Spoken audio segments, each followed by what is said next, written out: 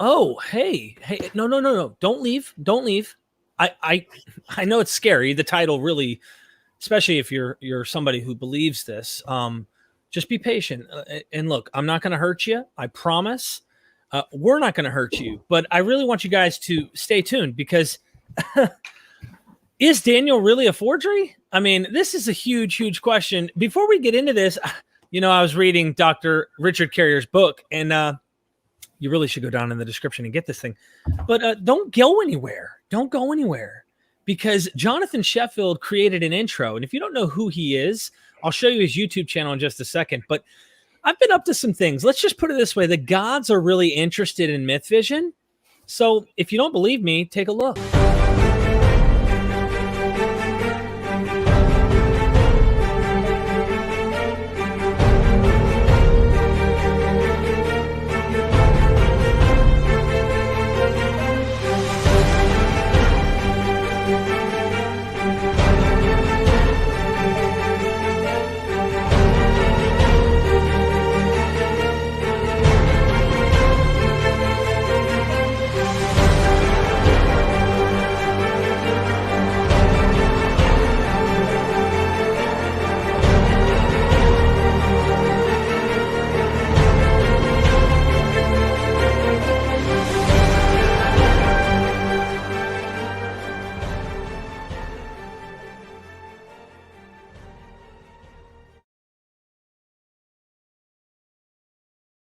Ladies and gentlemen, we are Myth Vision. This will be an epic show, just like that introduction. All thanks to my good friend Jonathan Sheffield, who plays a role in this actual situation here. There was a debate not too long ago, on modern day debate, between Dr. Joshua Bowen, Jim Majors, who's a PhD student, and his expertise is in the focus of Daniel, Jonathan Sheffield, and Dr. Boyce. I hope I'm saying that correctly.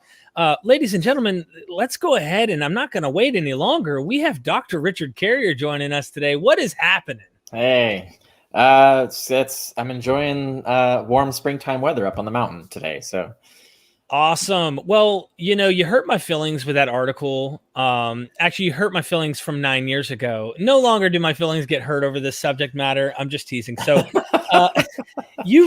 something about you before we get started, Dr. Carrier, I don't know if you did like a lot of practicing on throat jabbing when you were younger. You just like don't mess with me. And you just go straight to the Adam's apple and you want people to like, So your article doesn't play games. It gets like right to the thing and it strangles you and makes you really have to face the reality of what's happening. So yeah. I had to title this book. I had to title this video exactly after your article, which is like not a is Daniel forgery. It's like, here's the evidence right. It is. Yeah. Before we get started, Jonathan Sheffield's YouTube channel is here. Jonathan is a Christian. Okay. He's my friend. This is what we should have, interfaith dialogue. He's a really, really nice guy. He created that intro, and I put his YouTube channel in the description. Tons of different videos he's done. One I love about the Matrix. I had to give him a shout out for spending so much time after having a newborn baby, creating this intro for me, man. Thanks a lot. I really appreciate your help. And then we also have Dr. Richard Carrier's books. All of these books, if you go down, I have the Amazon link down below. You guys can go there or go to Amazon.com.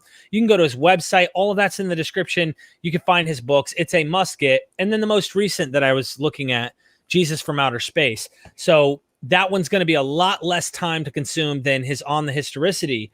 I recommend you guys check that out. Like, really go and look at that because it's powerful. If you don't mind, I'm going to give a short, brief bio about you, and let's get into Daniel being a forgery.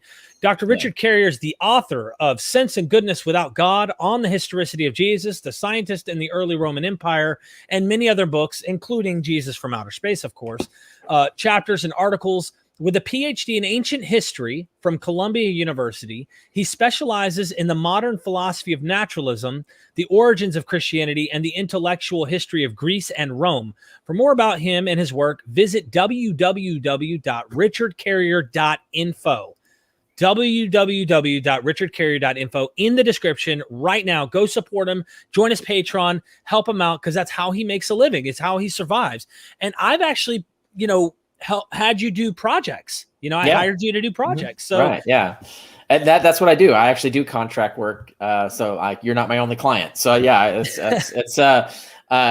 I prefer this, like being an independent scholar who works on contract, who's making his own income through his own revenue streams, blogging.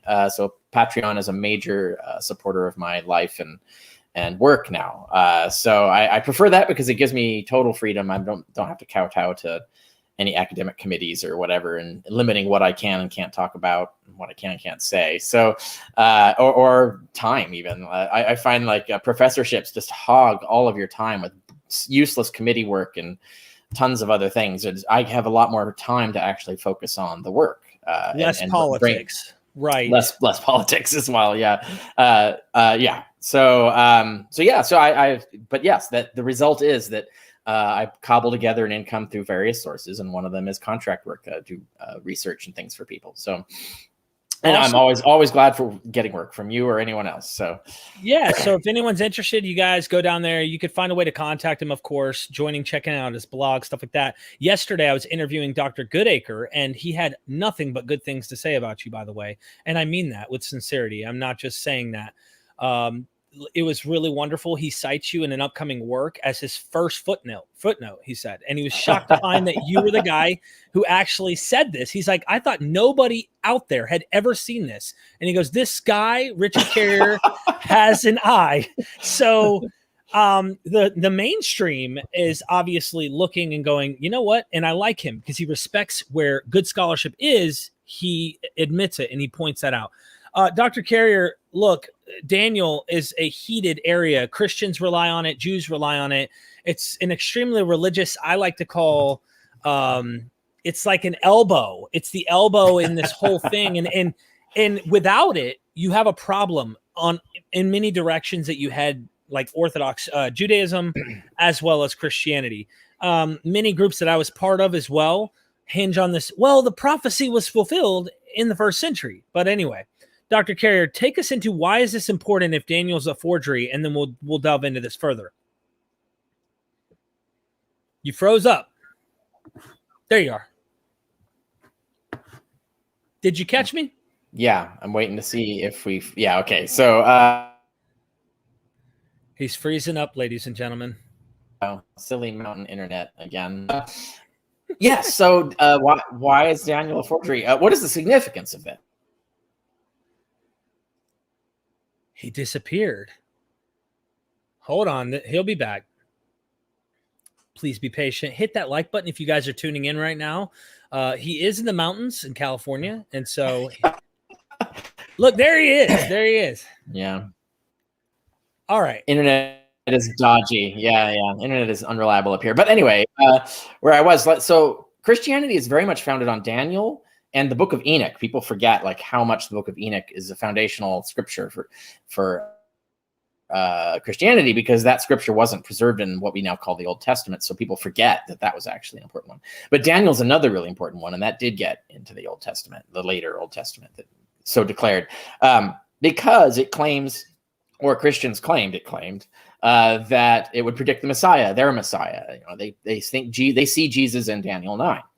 And that is not what the book originally meant. The original authors of Daniel 9 meant a completely different person. They were their Messiah, their anointed one that they talk about as dying, being killed, is Onias III, who was high priest of the Jewish temple in 171. He was killed in 171 BC. And so this Daniel was written as propaganda. We have tons of evidence for this, and I cover it all in the article. If people want to go into it, we might get into some of the details today. It's obvious that whoever wrote this sort of created it as like a forgery so that people think that this is an ancient prophetic text that predicted their victory against Antiochus in the civil war, the rebellion, the Jewish rebellion against their Greek overlords. And part of this storyline was the killing of Onias, who was a very revered, almost saintly-like figure. So his assassination was like the thing, the match that lit the fire, basically. It's like that really, like, that's it. We're done here. And so they used that to motivate people. So they sort of made it look like Daniel, this prophet, had hundreds of years ago predicted that Onias would be assassinated, and predicted that soon after God would come and vanquish their enemies and paradise would reign on earth, kind of thing. So that was what they wrote it for originally. And that explains some of the weird details in it. Like Daniel 9 has some very convoluted, strange mathematics in it. And that the Onias thing, trying to make it fit Onias is the reason for that. But when it failed, like it predicted, the end of the world was coming, paradise would come, and it didn't come. Now they won the war. So that there was a partial success, but the prophecy still did not, the rest of the prophecy wasn't fulfilled. So what happens when prophecies fail? All the time, all religions, they don't abandon the prophecy. They don't declare it false. No, they reinterpret it, right? They say, well, it must have meant something else. And so then they reinterpret it as referring to some other future Messiah. And we have examples in the Dead Sea Scrolls and various other places of where all these Jewish sects were trying to figure out what the real prediction was, right? Now, the reality is that there was never any intended prediction beyond this, right? It was only intended for the war, the Maccabean War. It was only intended for refer to Onias and so on. But continuing to try and make the Bible code work for them to try and find a new Messiah, lots of groups were doing this, and they were trying to figure out what date would fit. And one of the best fits, like the easiest way to do it is the 30s AD, which actually is what the Christians did, right? They said that's, we can make the math work the 30s AD. Our guy died in 30s AD. Therefore, we have the real guy. Our guy is the Messiah who was predicted, right? Is this like pin the tail on the donkey, kind of, sort of? With no actual donkey, but you claim that there's a donkey there, and then you pin the tail on and say that's where the tail goes, right? Okay. It's more like that. And the funny thing is, I did a whole video for people who want some sort of humorous and educational backstory on this for Wichita, and I've talked about this before, but in my Wichita talk, when Harold Camping predicted the end of the world, and it was called Rapture Day, right? Like it was going to be the end of the world. On Rapture Day, Wichita, the atheist group in Wichita, had me come out and give a speech on Doomsday, and my speech was "You're all going to die," and so if you Google "You're all going to die," maybe "We're all going to die." I think it was "You're all going to die," but anyway, it doesn't matter. You'll find it. Wichita. Rapture Day talk. And I go into how the Jews kept trying to predict the end of the world and failing repeatedly, and that this process led to Christianity. Christianity was caused by this. So it started with Jeremiah. That's a classic example of the origin of cognitive dissonance theory. Yeah, for the study of prophets. The same thing, right? When prophecy fails, they just reinterpret it. They get stronger belief rather than running away or giving up on it, right? So contrary to intuition, I think is the thing there. But it started with Jeremiah. Jeremiah had a prediction about when the exile would end. The prediction was failed. It didn't come true. The exile ended earlier than he claimed it would. And so in Daniel 9, you see the first thing that happens is Daniel is begging God to explain how did you let Jeremiah get it wrong? What's going on? I don't understand. And then Gabriel comes down and says, let me tell you the secret. And then he reinterprets Jeremiah's prophecy. So it's a failed prophecy being reinterpreted. And of course, it conveniently works out to be Onias. He was actually predicting Onias, yada, yada, and the victory over the Antiochenes and so on. And so that was the Seleucids, so the victory over the Seleucids. So it was predicting all of that. Then that prophecy failed because it predicted various things would happen that didn't happen. The end of the world didn't come, etc. So then the attempts to reinterpret the reinterpretation of the failed prophecy, so it's got multiple failed prophecies, multiple failed reinterpretations.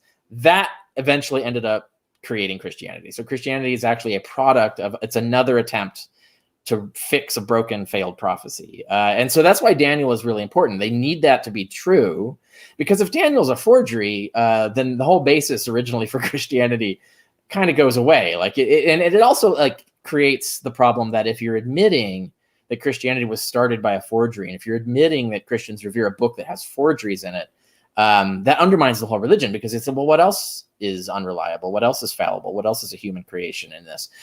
So Christians really desperately need their word. You also bring up Maccabees wholeheartedly supports Daniel as if it's authentic. So now you've got and it's the first, right, and that's the first time we hear of the book outside of the book, right? So it's conveniently right. It's created by propaganda for the Maccabees, and then immediately in Maccabean propaganda literature, they're plugging the book, right? Yeah, so it's it's like social media. It's like, okay, we've created our fake news now. let's promote the fake news in our other channels. Basically, is what's going on there. Wow. So that's the role of that. So that's the impact of it. And then of course you get into the evidence as to how we know this. How did we figure this out, basically? And it is the mainstream view. I have to say, like, that's why I say how we know rather than is, because the mainstream consensus is solidly on this. Like, only fundamentalists, only literalists, only desperate, hardcore believing Christians are against this conclusion. All the mainstream scholars, all the mainstream literature, all the mainstream commentaries and the academic peer-reviewed commentaries, they all agree it's a forgery. The evidence is overwhelming in this case. So it's one of the clearest cases we have. Interesting. Look, you go through so much detail, and I took lots of notes because I said, there's no way I'll remember to actually go into some of these things and to have you maybe elaborate. Mm-hmm. For those who haven't read his article, maybe it'll be good to have you kind of touch on some of these details. I really recommend they go read it, but if they just don't go read it, at least they can see this and actually know what the arguments are for Daniel being a forgery. The first thing I'd like to ask, though, number one, let's start with the Jeremiah thing real quick. You did mention that he had a 70-year prophecy. This is happening back during the exile time, that, hey, after 70 years, you'll come back into the land. This is the idea, or at least God's going to keep his promise and do these things. Yeah. However, according to this logic, it takes till the 2nd century BC to kind of backdate and say, we're fixing this problem because for hundreds of years, this hasn't fulfilled. So they're correcting a failed prophet named Jeremiah. Yeah. And they're keeping him as their good. We got to keep Jeremiah on our side. Yeah. Even though Jeremiah is fighting with other prophets during his own time. Yeah. Yeah. And these guys get killed by the Babylonians because he's saying, look, and I just did this with Dr. Kip recently, Dr. Kip Davis. He said, look, Jeremiah is like talking about these false prophets. They're talking about, we're going back to the land. And Jeremiah is saying, plant your vineyard. Do not try and mess with these dudes. Sure enough, whichever prophet, I guess, was on the right side of history, just like Josephus, they're the right guys. They're the guys you thumbs up because they're the ones who are correct. It's like a guessing game. But anyway, Daniel's fixing this problem. Daniel fixes, and he thinks the world's going to end in his day, or at least something's going to happen. Yeah, I mean, that's who are we talking about? The fictional character or the authors? I think the authors didn't really believe that the end was going to transpire. That they wanted people to believe that. Like, that's how you inspire people to war, to fight harder, and so on. So they definitely wanted people to believe that, but they obviously knew they were lying. They were making this up. So it wasn't like they thought that this was a genuine rescue of the Jeremiah prophecy. And they might have thought that maybe the Jeremiah prophecy could be rescued this way. And then they just inferred rather than knew what that meant, right? And so the rest is like, well, we think it's going to be this, but we're going to sell it as a vision from the angel Gabriel, right? And I, in my book, Not the Impossible Faith, I have a whole chapter 10 of that, where I go into the anthropology of this. This is how you sold ideas back then. The idea of selling ideas with evidence and reason, like you come up and make a valid argument for it. That's actually an invention of the Greeks, right? Like they started that notion. Before that, and even outside that, concurrent with it, most people were very suspicious of that method. You had the idea like, well, we think it's just trickery. Rhetoric is just tricks. So they're very suspicious of the elite, reason-based, evidence-based mode of persuasion. Most people bought the divine revelation. So you said, if God said it, right? And so you would come out and you would say, God told me this. And then if you demonstrate through your moral character and a charisma and things like that you must have God on your side, then people say, yes, God must have said this to them. And so that's how you sell things. Right. That's an example of this phenomenon where people are more trusting, ironically, or have been up until recently, are more trusting of a visionary prophet who comes and says God told them something. And so you have to couch it as a revelation. It's the book of Revelation is another example that is completely fake. No such vision, I'm sure, occurred. Like someone asked me like how we know that, and you can look at the structure of it. It's very long and it's very elegantly literarily constructed. Visions don't work like that. That is a work of fiction, and it was designed to sell a particular political point of view. But that's how you package it. You said I was taken up to heaven and God told me these things. That's like, how you sold it, right? Did you ever read did you ever read those books? They're not academic, but it's a divine revelation of heaven, a divine revelation of hell. This lady takes you, like, it's a whole book down to the details of how many heads were on the dogs, how many demons had pitchforks. Like, and you're thinking, how do you remember all of these details? Duh, Jesus, the Holy Spirit taught me. Like, it's like, come on. So I'm with you. Real quick, shout out to Jonathan Sheffield. Yeah, I was gonna say that myself. Yeah. Hey, Jonathan, how's it going? Yeah, Jonathan's a good guy. I like hanging out with him and talking to him. He is a good guy. You've debated him a couple times, and of course, he's the guy. The YouTube channel, I ask you guys to go check out. I don't care if you disagree with him. Go there. His graphics and stuff are amazing, and it's good to know the counter arguments of things, as well as Constellation Pegasus for giving me that super chat earlier. He said he's excited about this show here. Jehovah's Witnesses have a book on Daniel and kept me motivated for years. I'm very interested in this talk, he said. Okay. So this is important for so many reasons, what you're talking about here, Dr. Carrier. And I think the first question we need to ask is, who the hell is Daniel? Does Daniel even exist? And you mentioned something about a Ugaritic name for Daniel. He's similar to these fictional characters like Noah and Enoch.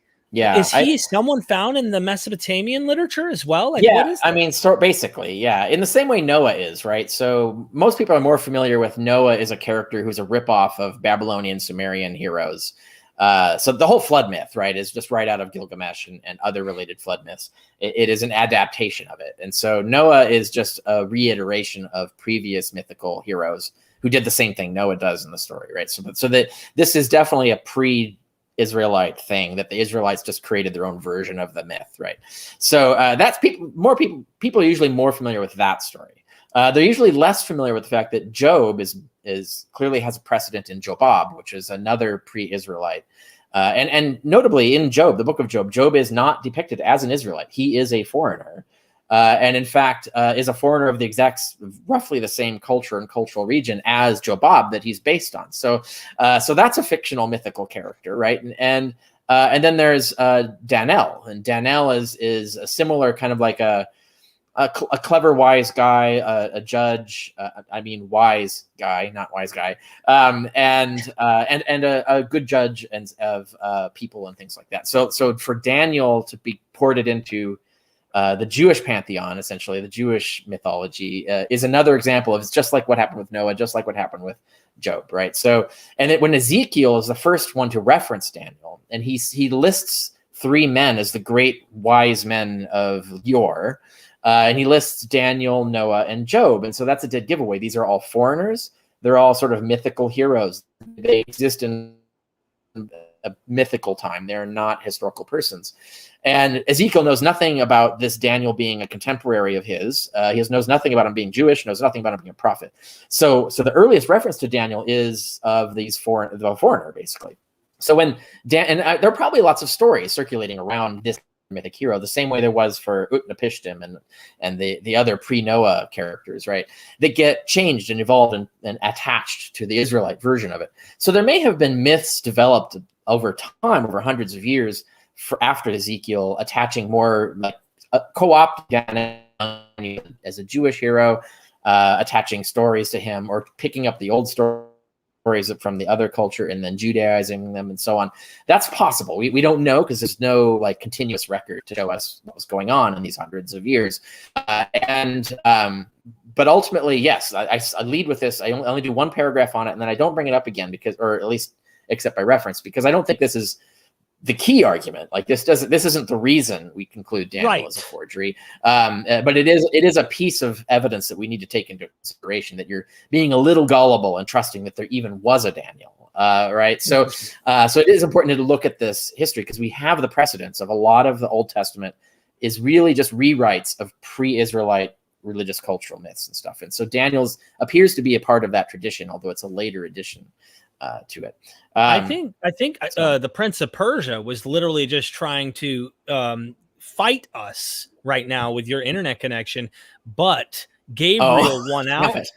Let's hope he can continue to win out for this interview here, What because did I lose? What dropped? I didn't notice no, a hiccup. I think they caught it, but it was like so close. It was like almost 21 days. You know what I mean? Okay. And but we're fasting still, so don't worry, we're good. Dennis R. Lecker, thank you for the super chat. Just a shout out for the content, Derek. Regards to Dr. Carrier, of whom I am a fan. Many people watching, of course, are definitely big fans. And Jim Majors is in the comment section. He's the gentleman. You need to go subscribe to his channel, which is Jim Majors YouTube.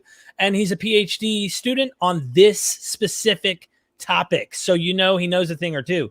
Which manuscript family does Dr. Carrier prefer to use and why? LXX, Masoretic, etc. How does it affect his interpretation of Daniel 9? Yeah, I don't really have an opinion on that. For this, I rely on Daniel experts. So I'm going by what's in the commentaries. The Hermeneia commentary is like a prominent one. I follow Andrew Lecoq, for example. And so I look at the experts on this, because I'm actually, my expertise is in Greek and Hellenistic, not in Hebrew or Aramaic. So I have to rely on the experts in Hebrew and Aramaic for anything that I say about those things. So that stuff is not coming from me. That's coming from other experts who are experts in that stuff.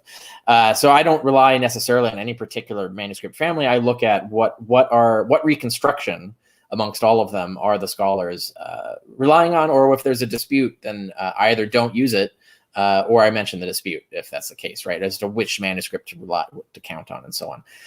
And so there's a lot of like disputes as to what exactly is in Daniel 9, even from like the Dead Sea Scrolls, which have lots of holes in them and scraps, so that frustratingly, there's pieces where we'd want to see what actual letter was this exact spot, and it's missing, so we can't answer the question. So there's a lot of frustrating questions about reconstructing the exact text of Daniel.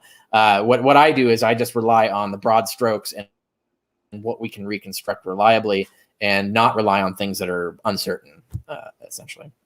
Interesting. Okay, thank you for that super chat. Real quick, Jim, Steven Sorensen, he says, how do you define, Dr. Carrier, how do you define forgery? And then before you answer that, Dragons and Genesis podcast, which has interviewed you before as well, he says Dr. Carrier is an android, and the recent voice distortion proves it. So everybody watching, like, this is evidence he's not really a human. You're not even real. Thank you for the super chat, though. Seriously, how do you define forgery before we even get to showing what it is? Yeah, I follow Bart Ehrman on this. He wrote his book, Forgery and Counterforgery, which is the peer-reviewed academic version of his popular book, Forged. It's a really excellent study on ancient forgery. It's probably the best, and it is actually the best study of ancient forgery that you'll find today. It means a text that is written deliberately as if coming from a person who did not actually write it. So I don't count as a forgery a book that's anonymous. So like if it's not claiming to be by anyone, then it's not necessarily a forgery. If it's claiming to have been written in a particular time that it was not, even if there's not a name attached to it, that's still a forgery, because you're basically pretending to be an author you are not, even if you're not claiming whose name it is. So a forgery is basically pretending to be the author that you're not, and expecting to get away with it, right? So it's not like an exercise in fiction. So that's what I call a forgery. And ultimately, for anyone who hasn't read that book, Dr. Ehrman shows in antiquity, this was not like a thumbs up thing to do. This was actually frowned upon, very negative. It was not a common practice. It was not good. And he goes extensively into this in his book. Yeah, by the way, Mark, very well done. Yeah. Thank you for the super chat, but we're going to get this question at the end. If you want to super chat your question in the vein of the dialogue on Daniel and pertaining to the subject matter we're discussing, feel free to. I will reserve these super chats. Don't get me wrong. I'll make sure I get your question asked for super chatting at the end. But let's reserve it on the topic of Daniel as a forgery and how this has influenced these topics. And I'll make sure I get it. I screenshot your question, though. So, all right. Dr. Carrier, let's move into something here. If someone lived contemporary to the events taking place in Babylon, they would have never made this many historical mistakes. This is almost verbatim what you said in your article. Yeah. Darius the Great versus Cyrus the Great. Can you give us some details as to what, like, it's almost like someone in the cabinet of our current president not knowing what the president actually did or does or anything like that. So can you go into the details of what happened that makes you go, what? this does, like, how can you say he lived when he's saying he lived? Anyway. Yeah. Right. And I discuss like the different sides of this argument too in the article if people want to go in there, like the attempt to say like, well, Herodotus got things wrong. Do we say that Herodotus is a forgery? And the reason we don't is because the things Herodotus gets wrong are things we expect him to get wrong. Like there are things that he's not a direct witness to, that he's getting to secondhand, third-hand hearsay, and so on. But what we're talking about, Daniel, the author, purports to be an actual top-ranking official in the Babylonian and then Persian kingdoms at the time that this events are going on. That person could not possibly make all these mistakes. Like the mistakes are just too numerous, too extreme, and are largely like they're hard to explain in any plausible way. Like you can come up with just so stories to explain them away, but they're not probable. They're not plausible stories for why it is. Whereas he gets a lot of things wrong, and they're the kinds of things you would expect someone to get wrong who's writing hundreds of years after the fact and doesn't have history down really well, which is expected at that time because history books, like really good spot on history books, were not quite a thing yet. When this, like they were just like, it was the practice of history in this sense had just been invented, right? In the 4th or 5th century, and it had only gotten better a few hundred years later in the Greek world. So the idea of Daniel like being able to find a reliable Babylonian, Persian historical record with lots of good data, like that kind of stuff just wasn't easily available back then. So it was easy to get things wrong. And because he's not a contemporary of the event. So he does. And then he has this whole long, like chapter 11, where he has this whole long prediction of the future from, Daniel's perspective, from the 5th and 6th century BC, predicts the next several hundred years. And as you go through this prediction sequence, the details get more reliable as you get closer to the last 10 years of the reign of Antiochus, and then get everything wrong just before and after his death, right? So like it's super accurate, and also gets more detailed, right? So the details get more specific and get super accurate and reliable in accounting events in that last 10-year period. So if you're looking at like gets everything wrong in the past, gets everything right in this 10-year period, and then gets everything wrong after that 10-year period, that's a dead giveaway for when the book was written, right? So like we know, like, come on, like the probabilities are hugely weighted because of this. That is when they wrote. They wrote probably towards the end of that decade. They wrote not quite in 165. They had to have written sometime in 164 because they predict a war. They predict that Antiochus was going to go into Africa and conquer a bunch of Africa, and that didn't happen.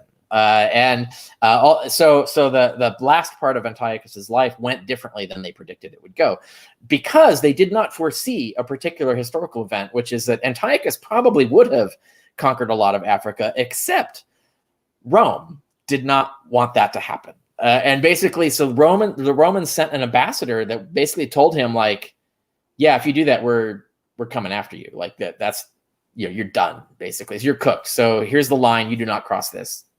And it was like, they didn't send troops or anything. They sent the ambassador just to tell him this. And he says, well, all right. Because he knew, like, there's a lot of backstory there. Like the story of Pyrrhus, from which we get the Pyrrhic victory. It was a famous story by this time. And the term Pyrrhic victory is a victory that you won, but it cost you so much you may as well have lost. Well, that comes from Pyrrhus, who was another one of the successors of Alexander the Great, who tried to conquer Rome. He tried to conquer Italy and stuff in the West. And he went and he invaded Italy. The Romans sent a legion. He wiped out the legion. And so the Romans sent 2 legions. And so he wipes out those 2 legions. And so the Romans raise and send out 3 legions. And I think he barely narrowly defeats those legions. But then he famously quipped the line, is like, one more victory against the Romans and I'm done for. It was the thing, right? So it's like, so he failed, like he didn't succeed. And so this created this sort of legend of undefeatable Rome, basically. So don't piss off the Romans was the basic message of it. So when Antiochus gets this ambassadorial message, so he retires his whole plan to invade Africa, and no one could have foreseen that. Like the authors of Daniel just did not foresee that Rome would do this, basically. And so this intervening event, so it shows that this isn't a prophet writing this book. This is someone who knew those 10 years really well, made that up as a prediction, then tried to guess at what was coming up next and got it wrong. And tried to get right what happened in the past and got it wrong. And so that's how we know that. Now, I noticed earlier in the comment feed, someone did mention, or no, it wasn't the comment feed. It was in on Facebook comments on your post announcing the show. Someone did mention that there's 2 sections of Daniel. There's chapter 1 to 6 and chapter 7 to 12. I think that can go into this question too, if you don't mind. Yeah. Thank you for the super chat too, because he's that fits perfectly, book, right? Yeah, is the entire book of Daniel a forgery or some chapters? Maybe you can give us. Yeah, I do go into this. I have a paragraph on it in my article for people who want to go into it more. But the answer is yes, it's all a forgery. But it might not have all been made by the same person at the same time. So the first 6 chapters, there is a case to be made. It's not a decisive case, but it's an intriguing case. Like I think it's a plausible argument. I don't know if it's conclusive, but it's plausible that the first 6 chapters were forged in the 4th century BC, which is still a couple hundred years after the fact. It's still not really Daniel. So it's someone pretending to be Daniel telling these stories for some other purpose that we don't know, because we know less about the historical context at that time. And then the chapters 7 to 12, those are very clearly originated in the 2nd century BC. So if the first 6 chapters were forged in the 4th century, then the next 6 chapters were forged in the 2nd century. So it's still all a forgery, but it's basically, you think of it as 2 separate forgeries that got stuck together. And we have a lot of examples of those kinds of things happening. Daniel, they kept sticking more forgeries onto Daniel. So you have Bel and the Dragon, you have Susanna, you have all these other. Daniel kept growing. People kept forging more Daniel and adding it on. So the idea of like it accumulating more and more forgery over time is already established precedent. We already know for a fact that was happening to Daniel a lot. Wow. So yes, it's still a forgery, but it is possible that the first section was forged a few centuries earlier. But if you want to go into that more, there's a lot of good writings on this, commentaries and so on, that cover the reasons why we suspect that might be the case. Thank you, Dr. Carrier. My good friend Steven says, if the Qumran sect considered Daniel to be authoritative, making at least 8 copies, did they have no way to determine that it was a recent forgery? Well, to an extent, no. Like, how would you without modern forensic methods? In ancient times, generally the only method you see for people just determining something as a forgery is stylistic analysis. And they had a primitive form of stylistic analysis. We have much more advanced computational stylistic analysis now, but they had a primitive form of it a classic example is Hippocrates. Tons of Hippocratic literature was forged, and this is a big problem in the medical community. They were really annoyed by this. Well, some defended it as no big deal, but others saw it as a serious problem. And the way they would tell is if they would pick what was the most reliable, like the earliest attested Hippocratic texts, and they have a consistent style. So you say, well, okay, this is clearly written by one author. The best bet it is Hippocrates because it clearly comes from that time. And then they would find forgeries that are written in a different style, and they say, well, this is clearly not written by that guy, so this is therefore a forgery. So that was the way they did it. Now, you couldn't do this with Daniel because there's no previous Danielic literature. And ironically, even if you had the first 6 chapters still floating around, they're in a different language than the next 6 chapters, right? So the stylistic analysis is kind of blocked there, right? Like you can't really do stylistic analysis from Hebrew to Aramaic, or at least you could today, but back then they didn't have the skills or knowledge for how to do that effectively. But method is a separate question. Would they even want to? That's the more important question. I don't think they would have any interest at all in testing whether it was a forgery. And this is the big problem you have with apologetics throughout history, from even the most ancient of times all the way up to now, is that, and I've been talking about this last month, a lot of my articles are about this, is the idea that apologetics is actually specifically designed to avoid discovering the truth about things. It's designed to specifically justify things you want to believe. So it's clear that the Qumran community wanted to believe that Daniel was an authentic scripture. So they would never have bothered. They would never have dared test whether it was a forgery. If they would do anything about it, they would write treatises, apologetic treatises, defending it as authentic, right? Against anyone who would accuse it as being a forgery. But there wouldn't have been anyone accusing it of it being a forgery who wasn't on the other side of the Civil War, in other words, the losing side of the Civil War. So no one's going to be listening to them if they're even alive at this point, right? So, so they're just we don't have newspapers.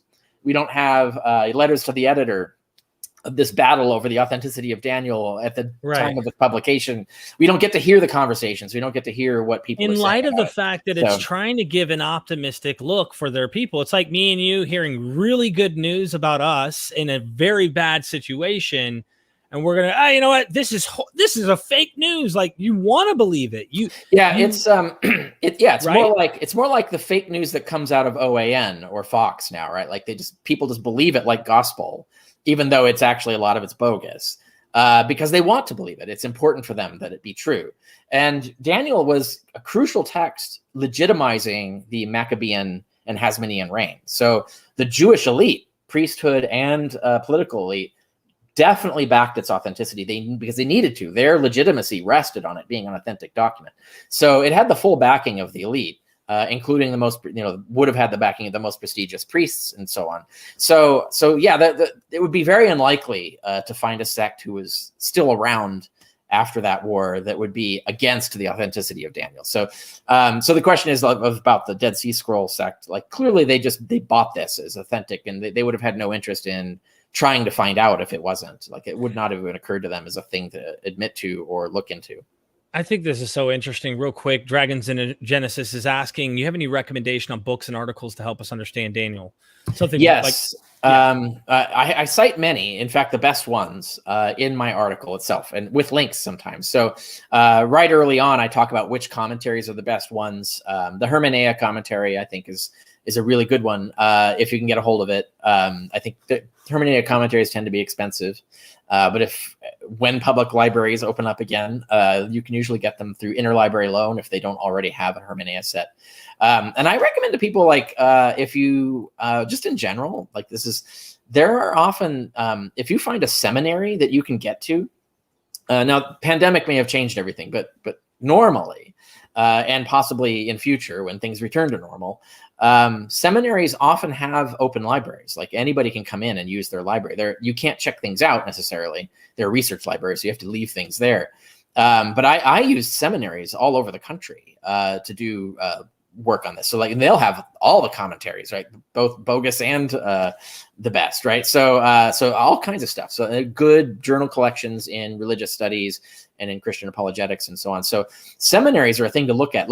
See if there is a library in a seminary near you that is open to the public. If you want to do this kind of looking up things, like if you want to check the best commentaries on the Bible, and those commentaries cost $100-200 if you're going to buy them. But if you want to just go peruse them, there might be a seminary around that has them. But even if not, your local public library can interlibrary loan it for you from anywhere in the world. So but that's what I recommend to people who want to dive into this, unless you're going to bankroll it. Like, you go buy the books, if you're that interested. But anyways, yeah, so best articles, best books, they're listed throughout my article on my website. So that's the best place to go. Thank you so much. Appreciate the super chat. Dragons in Genesis, go subscribe. Check it out, ladies and gentlemen. I need to ask you this one here. Maybe you could spend a little time giving us the detail. You do this in your article, and I know that this is just kind of recapping in a way, but there's also things you're going to mention that you don't say in your article, I'm sure. Yeah, of course. You talk about the Saltrap. I hope I'm saying that right. Saltrap. That King Cyrus Satraps. Yeah, the satraps. Okay, explain what that is, because when I read that, I don't even know. It's a Persian term, so it doesn't correspond to any English word. Can you tell me what that is and what the problem is with the whole Darius the Great, Cyrus the Great, who made it? So a satrap means governor. In the way that the Romans, they would assign proconsuls as governors of provinces. And we today would use the word governor. So we'd say that so-and-so is the governor of Syria, or so-and-so is the governor of Spain under the Romans. The Persian word is satrap, but it just means governor, basically. It's someone that you appoint to run a province. So that's all it means. And the question about the satrapies, the provinces, is how many there were and who created them. And in historical reality, Cyrus the Great, who actually was the Persian conqueror who set this whole system up, he started the idea of satrapies and satraps. Darius the Great, who was several successions later, he was not the successor to Cyrus, but there was a few other kings in between, but eventually then Darius the Great took over. And then he did an important reorganization of the satrapies that made the history books with some confusion as to the details. And so the author of Daniel just point blank says Darius created the satrapies, which is not an entirely accurate way to put it. And also it incorrectly states the number of satrapies. It says 120 of them, but there were not even more than 24, really. So it gets the number of satrapies wrong. It gets wrong the exact history of how they were developed and who made them and so on. But it makes sense for someone to like confuse these things, and confusing Darius the Great with the important thing is Darius the Great did do an important reorganization of this. So his name was associated with this development. So when Daniel says Darius the Mede did this, that's the clue that they have mistaken Darius the Great for Darius the Mede, which is there's no such thing as Darius the Mede. It's a fictional character. They've got confused, I think, possibly on purpose, because there's a prophecy about how the Medes would conquer Babylon, and that didn't happen. It was the Persians. So I think whoever's authoring Daniel might have deliberately made Daniel a Mede and argued for him being a Mede in order to also satisfy the prophecy, right? It's kind of like inventing history to satisfy the prophecy. It's like inventing the nativity to make Jesus fit prophecies of the birth of Messiah, right? Like it's all fake history, but it's not real history, but it's designed to satisfy prophecy. It's possible that Darius the Mede was invented as a character for that, and he's based on Darius the Great. So they've conflated different rulers, and they've basically made Darius the Great into Darius the Mede, and then changed when he reigned, and then changed the exact details of what he did, and in order to fit their narrative of what they wanted to sell. Some of that might have been just historical error. Some of it might have been deliberate. I think in your apologetics section of the article, you mentioned something about the canon being closed potentially in the 5th century BC, and that this would be the reason why someone who's writing this might try to push us back into the 6th century and act like, no, this was before everything was like closed. It's important to get that distinction correct. The idea of closing the canon did not occur in the 5th century BC. It occurred probably right around the time that Daniel is, or possibly a century before when Daniel was forged. So we're talking like 3rd century BC, maybe. The idea started arising in the 3rd, maybe 2nd century BC. The idea started arising that anything written after the 5th century couldn't be scripture. It could only be man-made human stuff. And so the idea, that's hundreds of years later. And so they kind of like blocked the canon then, right? And they said anything after 5th century, we're not going to count as scripture.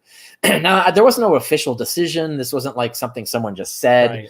Right. It was just a general sense of like this idea. Eventually, it coalesces a few more centuries later into an actual doctrine. But that was like after even the Second Jewish War, like the Roman Jewish War.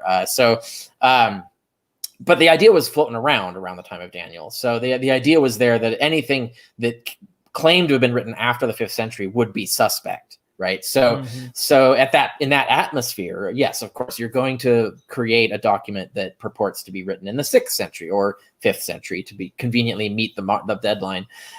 So that there is a causal explanation there that fits, and so I think that makes sense of it. So you're telling me Daniel did not predict the Roman-Jewish War? How the heck did he not do that? Yeah, I know apologists want this to be the case, but you really have to twist the original context and to get it to fit that way, basically. So, I mean, this is a valid point, because you mentioned Onias III. I believe I saw Jim Major's comment that there were 2 priests mentioned in, was it Daniel 9 where this is mentioned, or 11, or? Well, anointed, let's be clear. Anointed. Yeah. So it using the language of prophecy, which is always deliberately vague, so you can match more things. It sounds like prophecy if you're not hyper specific, right? So they try to use these vague terms like, the prince and the anointed, and like, what do you mean exactly? And it's like, well, you know what we mean, but so that sounds more authentic as prophecy if you use these vague terms. So anointed, and anointed, like priests were considered anointed, so they were Christ's in that sense, because they were priests and kings were often considered anointed people. So that was a legitimate way to refer to a priest, and to call the principal anointed. that is just sort of like prophecy speak for chief priest, high priest, right? So yeah, that's going on there. But in the mathematics in Daniel 9, that's what I was going to ask you to get into. It refers to two anointed figures, and so it kind of links them with two different overlapping periods of time. One is a 49-year period of time. One is a 434-year period of time. And why they're doing this, you got to read my article to understand why they're trying to make the Jeremiah prophecy work. All this legerdemain they had to do to get it to work, to make it sound impressive, and so on. And in fact, this shows that they're writing for this period. Like they're writing for the Seleucid period because they tried so convolutedly hard to get this Jeremiah prophecy and to explode out all this complicated math to try and get it to fit Onias. And it does exactly fit Onias, right? But there's two periods. The one is the 434 years, which fits Onias. And then the other is the 49-year period. And so there's still dispute in the commentaries as to which anointed that one refers to, right? And in my opinion, the math works out. The exact 49-year period works out for Cyrus the Great. And we know Cyrus the Great was considered an anointed. He was considered the Messiah because he rescued the Jews, basically. He restored the temple and so on. So they actually gave him sort of honorary messianic status. And we know this is in the Bible, right? It actually says this, right? So I think the first anointed is meant to be Cyrus. So it's the 49-year period between, I can't remember the final exile, the final event that exiled the Jews, which is 484 or whatever, in the 480s, when they were finally pulled out of Jerusalem and brought out of Israel, and in the exile. And 49 years later, Cyrus the Great comes in and conquers and issues his decree that it releases the Jews and returns them to their home and rebuilds their temple. And that 49-year period lines up with Cyrus the Great. So I think the first anointed, the authors intended to be a reference to Cyrus, and then the second one is to Onias. And the convoluted ways that works out is you have to read my article and then the commentaries that I'm basing it on. So. Yeah, your article really deals with this issue bad. And I wanted to ask about this time gap that I think is important when people try to stretch us to the New Testament real quick. But Aryan, my friend, actually has a super chat. I appreciate the super chat, brother. How do fundamentalist Christian scholars deal with the historical 2nd century BC mistakes? Now, in your article, you mentioned some of this. Oh, yeah. The whole article is designed to address exactly what you're talking about, what Arjun is talking about, which is, yes, obviously they have elaborate just so stories to explain away all of this evidence, right? And to make it be an authentic text. And so I go into what those arguments are. And not only do I show why they're wrong, but I go into the general principle behind even making these arguments is illustrative of apologetics as a methodology. And so I go into like how this differs from history as a methodology. And so I use these as teaching examples of that.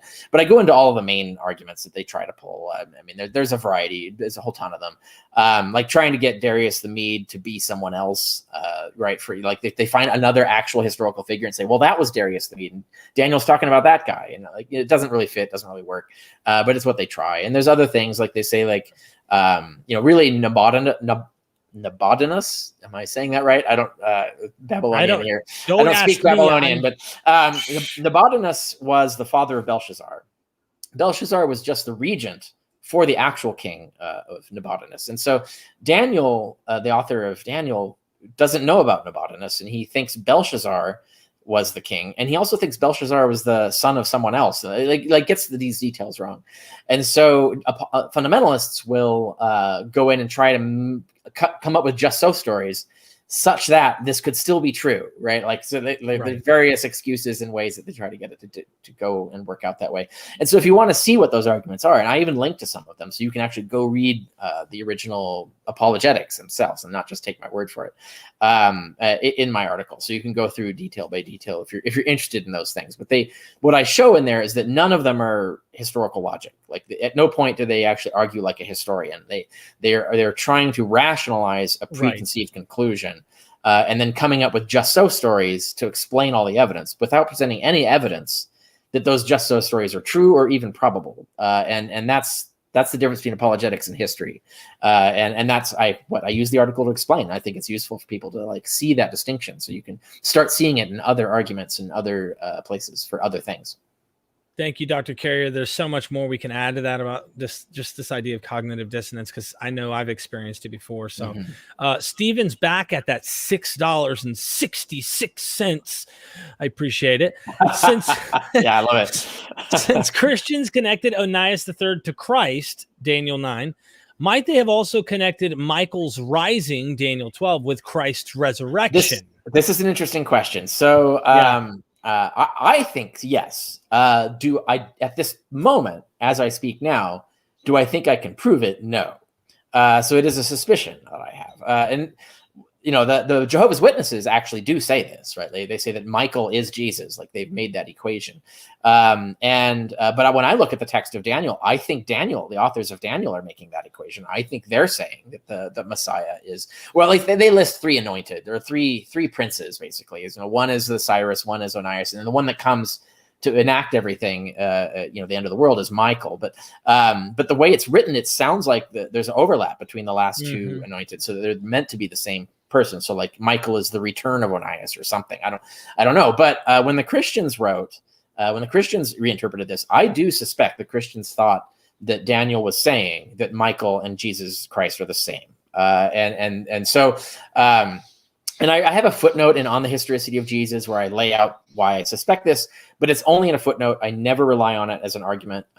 So I don't use it as data, because it's not something we can prove. However, someone sent me a book recently it's in my stack of things, which is this book, which is a peer-reviewed book, Michael and Christ. This is actually good scholarly text that I haven't gotten into yet, but he explores this theory in detail, and I think he comes down on my side on this. So I'm super excited to go read that book and see if he proves the case, because I think that's what was really going on. And if you do that, you can actually draw a lot of other connections between Jewish and Christian theology. Once you've done that, once you've made the equation between Jesus and Michael, a lot of other stuff starts to make sense.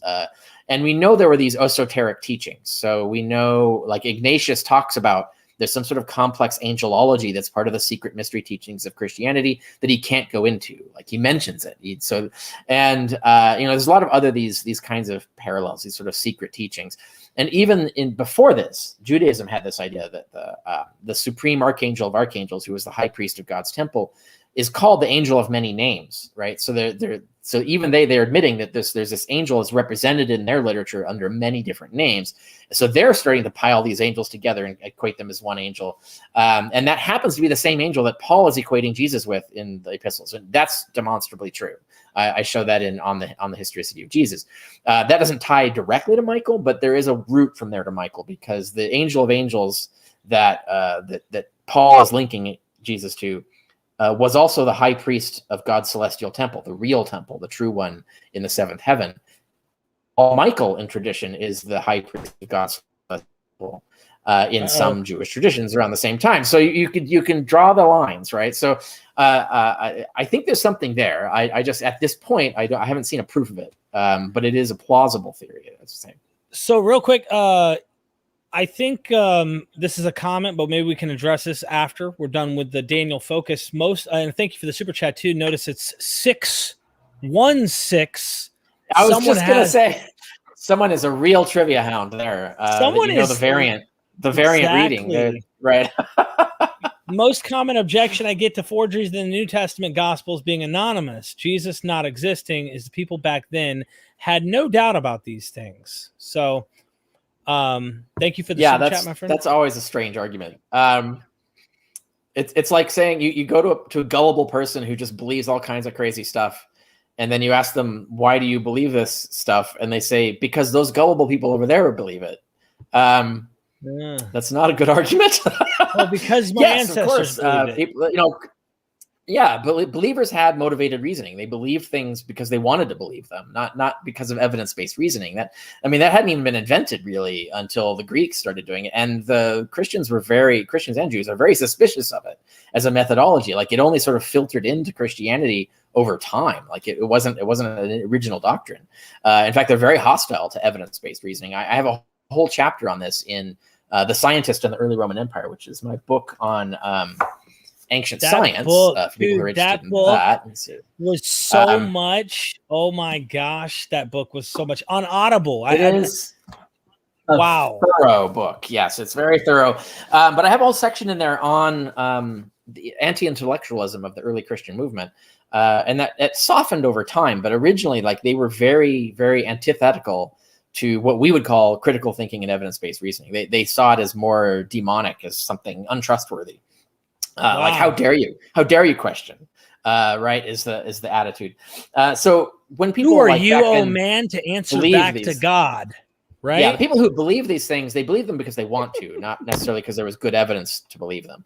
And so you find I have a lot of articles on my blog about showing how Christians just back then just made up stories, and then people just believed them. Like they shouldn't have. There wasn't any good reason to believe them, but they just did because they wanted to. It sounded right. And so that's how people thought back then. So that isn't reliable. Another side of this is that all the people we could have consulted who would have fact-checked these things, we don't get to hear from them. Like, none of their books are preserved, or even if they wrote books, right? So like, if anyone questioned this stuff, we don't know what they said. We don't know what they found. Because that stuff wasn't preserved, it wasn't in the interests of medieval Christians to preserve any of that stuff. So we don't know, right? So like, you can't say that, well, no one gainsaid it, no one challenged it. And so, well, actually, they might have. We don't know. We don't have the books and literature that would tell us whether or what. So we can't make statements about what wasn't said at any given time. Thank you, Dr. Carrier. Constellation Pegasus, thank you, my friend. I forgot about Jehovah's Witnesses saying Michael is Jesus. Happy I forgot about that. Yeah, this channel is great. Thank you so much, man. I appreciate it. And then Black Lion Supreme, my friend from the Dagger Squad team, which you were on the Dagger Squad, of course. Yeah. Hello, Derek and Dr. Carrier. Is it true that the last consensus on historical Jesus was done in the 1920s? And what is the source of the criteria of reliability? Thank you both. Now we're going off into historicity. We're going off into other things. But That's true. can I add to that and just say that I was trying to use Daniel when I interviewed Dr. John J. Collins to kind of ask Dr. Collins, like, do you think this angelic Christ figure could, because he believes that the Son of Man in Daniel, one that looks like the Son of Man, he said he wouldn't look like if he really was a human. He says he thinks it's an angel. That's why it says he looks like a Son of Man, and tries to get over into the New Testament. Anyway, address his super chat. Thank you for the 10. But you know what I mean? I tried to see what he said. And he said, no, that didn't happen. So, so two things here on this one. So the consensus has been around, since then. But what I think is being referred to here is the last time a peer-reviewed book was written specifically defending the historicity of Jesus as a axiom, right? Ever since then, it's been an axiom. No one has really written a book defending it. They just assume it's the case and then argue for a particular kind of historical Jesus. That's what most literature has been since then. But the last book that even addressed the historicity issue, I say the last peer-reviewed academic book, like last not amateur, like serious address of this debate, and it came out on the side of historicity. The last one made was 1923. And that's Shirley Jackson Case wrote the classic book, and that's just been repeated over and over again. People will either keep citing that book or will cite people who cite that book, and that's it. They just keep citing. There's this endless line of citations that ends at Shirley Jackson Case 1923. No one has really done a proper peer-reviewed defense of historicity, and the only books that have been peer-reviewed that have addressed historicity are both now on the side of non-historicity. So it's high time for the field to wake up and actually do a proper peer-reviewed book that actually addresses the two peer-reviewed books against, so that we can finally have a good, best case for historicity. I want to see this. I thought Did Jesus Exist by Bart Ehrman would be this, but it's not a peer-reviewed book. It's kind of like something he just wrote off the seat of his pants really quickly, and it's really sloppily argued and really sloppily constructed. I was shocked and surprised by this. It's different from a lot of his other work, and that is poorer quality than his other work. He doesn't like it when I say this, but that's it's just true. And if people want to see this, I actually demonstrate this in my article, Bart Ehrman Recap. So people go to that article, they can see I itemize 31 points where he's just not following sound methodology or even saying true things, which is alarming. Wow. But that's it, right? And then there was Casey came out with another non-peer-reviewed popular market almost like a tabloid trash book. And so no one has really done a serious treatment of this in a proper sense, right? Of really analyzing the pros and cons and coming out on either side, or for historicity. If I could say, just for those who are watching who might be historicists and whatnot, you literally cited Ehrman earlier about, so you're not like, you're not you don't have a chip on your shoulder toward the guy. Right. So yeah, no, he produces good popular market summaries of consensus, of the mainstream consensus. Like Jesus Interrupted that is the book you should read. There's no better book to read if you want to catch up yourself to what is the mainstream consensus in Jesus studies, not the fundamentalist consensus, not, but what is the actual mainstream scholarly consensus on things. Even when he's wrong, even when the things he says in that book are wrong, they're at least they're accurately representing what the consensus is, right? So I think, so in that sense, the book is valuable, right? So if you want to know, so I always pair it with Bible Unearthed. The Bible Unearthed is the version of that for the Old Testament. By Finkelstein and Silberman. They wrote a book that's on the mainstream consensus regarding the Old Testament. And then, Ehrman has basically written the equivalent for New Testament studies. Those are two good books. And a lot of his other popular market books are good as well. But his peer-reviewed work is pretty solid. Like Forgery and Counter Forgery is an excellent work. As Orthodox Corruption of Scripture is another really good book that I recommend. I enjoyed misquoting Jesus too. That was a really good one. And that's another example where he's relaying what the mainstream consensus is. He's not doing some radical new thing. Like he's just saying, this is what we as scholars already know or think. This is not being communicated to the public. The pulpits aren't telling you. So he's writing books, communicating it. So he's done a very good service in doing that. I have issues a lot with his historical methodology. I think when he does it under peer review, he does a better job when he does his own historical reasoning. He's a much better textual critic. That's his actual field, is textual criticism. Like he's a master of that. He studied under Bruce Metzger, like the great Bruce Metzger, which is the greatest textual critic of the Bible in the 20th century. So he has nailed. Like that he usually has pretty well done. But as a historian, it's hit or miss, except for his peer reviewed work, which tends to be pretty good. Thank you so much for that 10 Black Line Supreme. Aryan, thank you. Even your friend Tovia Singer admits that Daniel 1-6 were written by the Great Assembly. The Great Assembly apparently also wrote on behalf of Nebuchadnezzar. And I'm friends with everybody. I don't know where any of this is coming from, but this always mystifies. He's Orthodox Jew, by the way. Yeah, there's no evidence for this. This is just a story someone is telling. There's no evidence for this at all. So that's an example of a just so story. Like people just start telling stories about how these books got written or whatever. But when you go look at the time, the actual centuries when these things were going on, these stories don't exist. There's no evidence for this. We can't really buy that.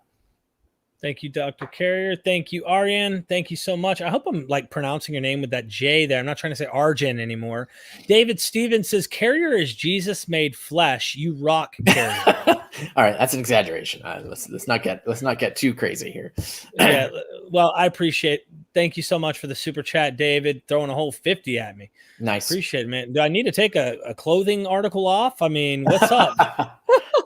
Look, my friend, I read between the lines is his name. He actually wrote me. He's like, Derek, it's literally read and between lines. And I was like, awesome. So thank you for the 10, man. Good look. I appreciate it. Always looking out for your friend here, man. Thank you. If Christianity was a mystery cult, okay, here we go. We're getting off track here. So I'm going to screenshot this, Indo, and we're going to deal with this in just a moment when we finish up with Daniel, if that's okay. I just have a few more things I want to touch on, if that's okay. Daniel's use in Christianity. Yeah. Like, how do they calculate? Because you're the math guy. You're the Bayesian theory guy. You're the big, I can't even keep up with you on this Bayesian methodology of prior probabilities and stuff. One day maybe, but I just don't have that mathematics skill. The furthest I went is calculus in high school, and that was before I did many drugs in between then and now. And so I just have lost memory if it comes to that idea. So and calculus is a completely different mathematical field. So that's literally theory. Yeah. So, but anyway, proceed. You were getting to Daniel. The math. Like, how did Christians? What did they do? How did they calculate this and say, look, we got to make sure this lands on Jesus in the 30s, and somehow it relates to the temple's destruction, especially when you look at Mark and stuff like that. Yeah, you can easily find this online. There's a million internet pages where Christians are showing you this. But what they do is that, so the original authors in Daniel, they separate out a 49-year period and a 434-year period. So what Christians do is they don't separate them out. They take it as one continuous period of those sequentially. So that's one whole period of those together. And then they start looking for how to interpret, because it says the clock starts from the time the word went out. And so they can reinterpret, they can choose which word went out, right? Like which thing are we talking about here? Now, the authors meant when Jeremiah published his prophecy. That's clear from the context and the original intent of it. But if you can change that and say, well, it was like when the decree that Cyrus gave that freed the Jews, or you could pick a variety of different starting points, right? And then choose your calendar, because there's lunar calendar, there's solar calendar, there are different lunar calendars. And so what constitutes a year, you can dicker around with. And so you can convert one lunar calendar into a solar calendar and thus gets a few more years out of it. So you can really play around with how the math works out and get a date. And the date it lands in various places. There's a lot, the Christians who make these arguments often make mistakes in the arguments, but like mistakenly wrong starting point or wrong year, or adding the math wrong or whatever. So that you get a bunch of different results depending on what you plug in. But the results, when you do this particular Christian approach, come between like 28 and 38 AD, I think, somewhere in, like, it falls in that area. And some claim they can get exactly the 30 or exactly the 33 or something like that. That might be a little dodgy, but that's what they do. And so I did talk about this ages ago. It's on Secular Web, one of my articles on, Newman on prophecy. So my article on Newman on prophecy, which talks about the methodology of evaluating prophecy. So people who want methods on this will find that useful. Even though I wrote it ages and ages ago. It has a section on the 77's prophecy, and with footnotes that talk about how the math works and different ways to do the math. So we really want to dig into that, and that's not even complete. Like, there are more ways to arrange the math than the ones I even talk about. But the ones I talk about are the more popular ones. Like Julius Africanus is like the 3rd century Christian apologist who really is the first one to publish a version of this math. Right. So that's like the earliest version of it. But you can see my article on Newman on prophecy covers some of the angles on that. It's interesting because, like, modern ideas, if you will, we saw Harold camping. How did he know, or what was he doing in his head to make him think that day? Like, I never looked into that because I didn't care. it would just be interesting in light of what you're saying. And in 1840 something, the Millerite movement, I can't remember exactly, but they thought 4,000 years or some calculation directly from a day. For whatever reason, this was going to be the day. What made them think that? I mean, you could go into it and find a convoluted logic of some kind, and how they keep changing it. Yeah, these things just interest me, so I never really look into those details. There are a couple books, by the way, on apocalypticism. I can't remember their titles right now. I do reference them. I reference them in my Wichita talk, I think. So people want to look at. There are 2 good books that cover the whole history of predicting the end of the world. And so if you want to get a dive in on all the different ways that was done and why and so on, one or both of those books would be the way to go. I unfortunately, off the top of my head, I can't remember their names, but you're not omniscient, nor infallible. Yes. Yeah. My memory it has limitations. Well, Sean, thanks a lot, man. I'll keep my shirt on just for you guys. I appreciate it. And thanks for the super chat. Look, Crossover Maniac, thank you for the super chat. Is there some parallels in the creation of the Gospel of Mark and the Book of Daniel? Do you see similarity in how they were created? I don't know how to answer that. Literarily, perhaps. I was going to say, can I add something to that? You know how the temple is destroyed and we see what we would call ex eventu, like it seems like it knows something already, even though it's putting it into the 30s. We know it was written after the temple's war, right? This destruction. However, there are this anticipation of the parousia and stuff that's supposed to come too. So some of this didn't happen and some of it did. Yeah, that's a good point. That is one similarity, is that Mark is pretending Well, he doesn't really say when he's written. He's not pretending to be a particular person. He's not so Mark is not a forgery per se, because when it was originally published, it was attributed to nobody, and it nowhere in there says that they were a witness or they talked to a witness or anything. They just tell a story. They're like a bard with a lyre, and or a bard with a lyre, and they're just telling their story. That's how Mark is written. Mark is written very much in the classic model of myth at the time. The way you would just tell stories, the way storytellers would just tell stories, it's not written the way histories were written back then. So it's very much in that vein, and it's much more in the mythic biography genre. So it's different from Daniel. Mark has a lot of different literary models. So like Mark is using what we call the pericope model, but that's a word that's from biblical studies. When they weren't talking to classicists had their own word for it, which comes from the ancient rhetorical manuals, it's called crai, which is these are the same things where you tell a little unit of a story and then you stack these units together to tell a bigger story, and then even the arrangement of the units tells a story unto itself. So you have sandwiches and circular ring structure and so on. Mark is definitely using Greek rhetorical techniques in a way that the authors of Daniel did not. So I see more differences than similarities, but you can point to similarities. Obviously, Mark is aware of Daniel, so Mark is like riffing on Daniel in some ways. So there's a lot of different threads you could pick at in terms of what their connections are, but I wouldn't say that they're like strongly paralleled. Revelation is, and the king below says you're the goat, no question. Just letting you know. And you know what that means, I'm sure by now, right? No, I don't know what that means. You do not know? Yeah. Oh my gosh. That means you live on a farm. No, I'm just kidding. No, you're the man. Let's put it that way, bro. You're a beast. You're a beast. Okay. They don't want none. Nobody wants none of that. You know what I'm saying?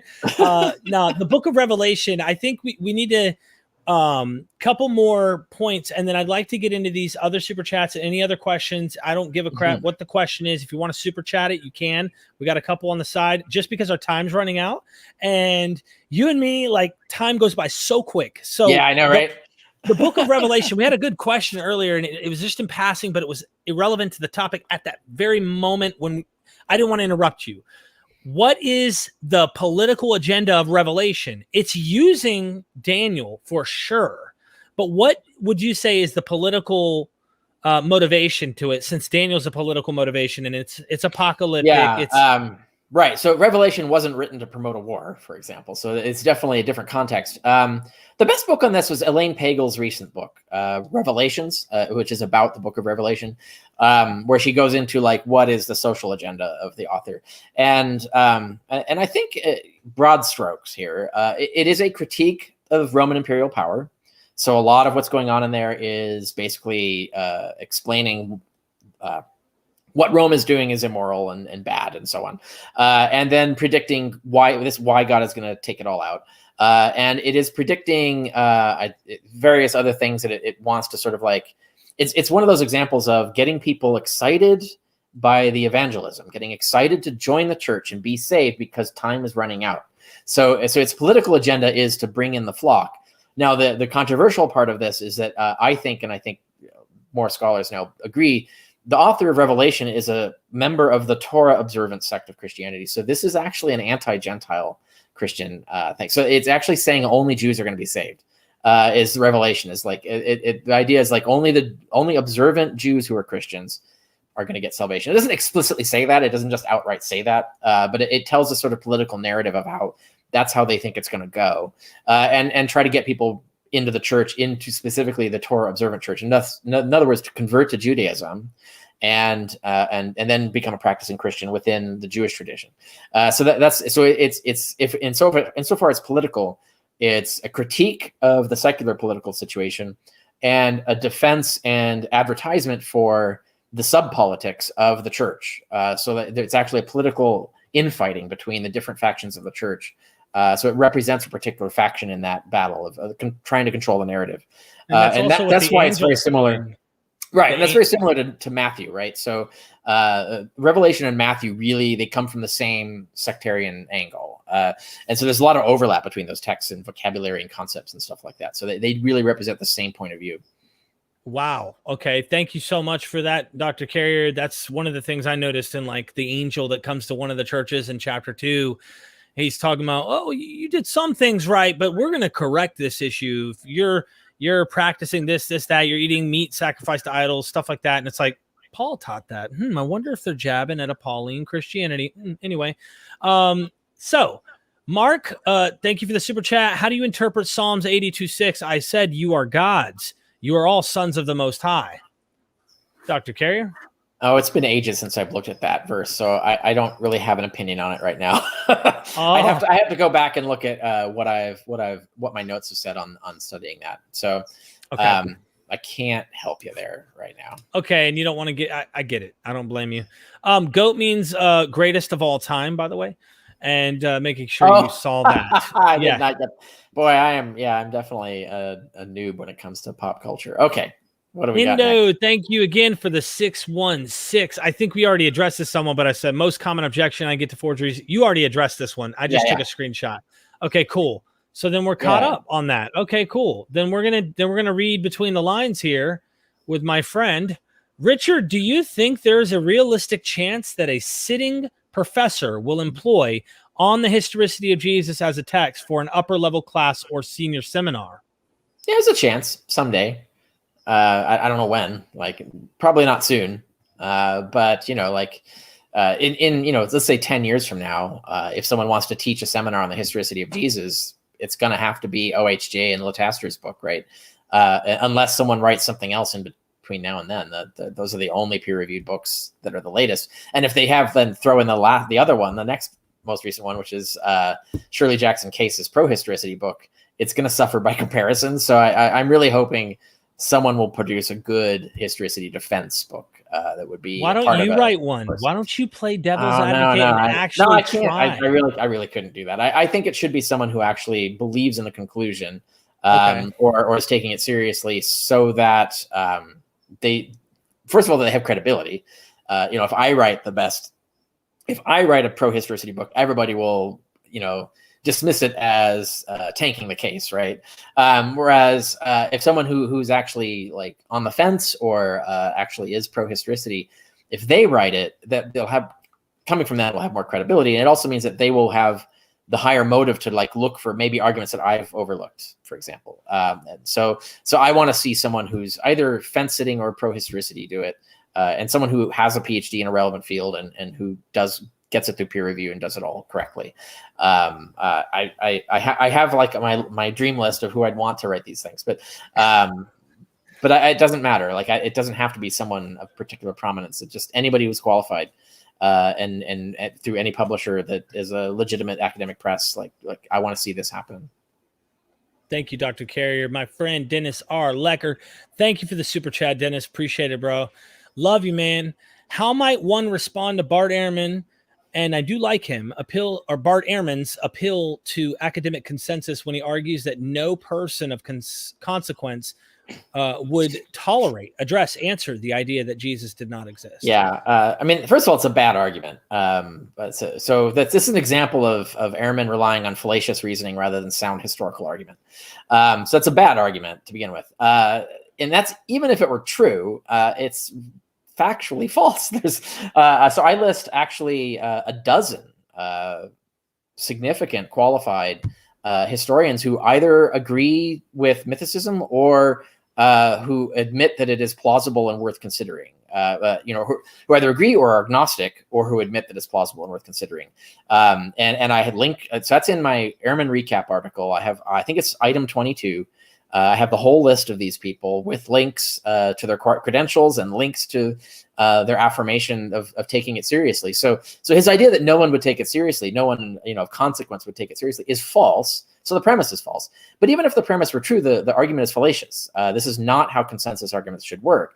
If someone publishes a peer-reviewed challenge to the consensus, it is a circular argument to cite the consensus against it. Right? Like the whole point of getting a challenge to the consensus through peer review is that now we need to review this argument. So you actually have to address the arguments as to why the consensus is wrong. You can't just keep citing the consensus. Like that is not a valid or legitimate methodology, and actually refutes and repudiates the entire point of consensus, right? The consensus is of no value if all it means is dogma. If it's just something we just, well, whatever the opinion is, we'll just cite it. It's not based on anything. It's not based on evidence. It's not based on argumentation. It can never be questioned. That's dogma, not consensus, right? So the only reason consensus is worth citing is that we're trusting that the scholars who are having this opinion have actually examined the arguments pro and con and have come to a conclusion that's informed and based on their professional understanding of the field. So the consensus is useless. It has no value if that's not happening. So when there's a challenge to a consensus, it does have to be addressed. And I do mean like a proper peer-reviewed challenge, not just some wacko on the internet coming up with stuff. Reference to the beginning of the show, there are a lot of amateur, terrible arguments for mythicism that are incompetent or badly argued and so on. And so it's very important to say, like, I don't think historians are obligated to address those. But a proper peer-reviewed study that's within the field methods and principles, yeah, you need to actually address the arguments. You can't just keep citing the consensus again. And so that's a fallacious argument, even if the premise were true, and the premise isn't even true. So, so we'll also see where things are 10, 20 years from now as well. Well, since we've ran out of super chats, I have a little surprise for everybody watching. This is on Patreon. So if anyone has not joined it, you haven't seen this clip. You've probably seen it if you saw my Bart Ehrman interview, but I figure why not let you hear the horse's mouth say what he says when I ask him this and have you address it real quick. Yeah. If you have any super chats, feel free to, but we're going to go ahead and play this here and hope you could see this. Let me know if you can. So far. So that's really me, by the way, who beats Leviathan, in case anyone's wondering. Oh, is that what that is? Okay, excellent. 100%. So here we go. Can you hear it? Yes. Hundreds of videos not released, early access. Join the Patreon. Myth Vision. Shameless. Another donor says, I have a special request. Dr. Ehrman, please blink twice if you're secretly a mythicist. Would you like to comment? You guys opened up even more. I'm going to get some toothpicks. No, I think the mythicists are completely wrong. And and I think they're shooting themselves in the foot. Does everybody know what a mythicist is on your program? Yeah, everyone, pretty much. So, look, you're just doing yourself a disservice because people who are not mythicists are laughing at you. You're ignoring historical evidence in order to assert a point. And you might think it's great, but it's like, look, if you're a big fan of Fox News or of MSNBC, you think it's great. But anybody who's not, who listens, just says this is just crazy. And so, look, I'm a fan of MSNBC, but I'm a liberal, but the evidence is so overwhelming that I'm just like, why not argue something that is going to make a difference instead of like trying? So I know why people do it. They like to get a name from themselves, or they like to get a book published, or they like having a following, and then it's cool to say Jesus never existed, but it's just bollocks, to quote my English wife. could we, and by any chance, before we leave this one to the next question, is it possible to say that some of the academic mythicists aren't on the same playing field as some of the guys who are, let's say, I'm trying to get him to budge. Really, really, really out there theories that don't even go into the vein of academia at all. Like, for example, Dr. Richard Carrier, Dr. Robert McNair Price. Would they be, you don't equate them to Holocaust deniers the same way you would someone else, right? Not generally. Because, I mean, those guys, they know a lot, but they're completely wrong on this. Have you seen my debate with Robert Price? Yes. So, I mean, I just think they're completely wrong. And Carrier, Carrier's a smart enough fellow, but I think he does himself a disservice. He knows a lot. He's published, he's published, an article or two in a peer-reviewed journal. He brags about how many things he publishes in peer-reviewed journals. But I mean, it's not like a big deal. This is what scholars do. But there's nobody. There is no professor of New Testament in the world that I know of in an accredited university, and there are thousands of people like this, who's a mythicist. I don't know. Do you know of one? I don't know of one. I am not aware. And that's not an accident. And it's not, they say, well, they're prejudiced against us. Well, they're prejudiced against you for the same reason that the biology department is prejudiced against somebody who doesn't believe in evolution, but believes in Adam and Eve. They think you don't have any evidence. And so, but, they get offended when I say that. I know they get offended, but I'm just telling you, the reality is this is the problem. So why not like use your intelligence to I don't know what your goal. I don't know what the goal is. I don't know what the goal is, but because I've never really kind of asked them the goal. But if the goal is to help people realize that Christianity is not true, you're not going to get there by saying things that people are just going to think are silly. I have. It's funny that last point of his, by the way. Next question. I myself make that point.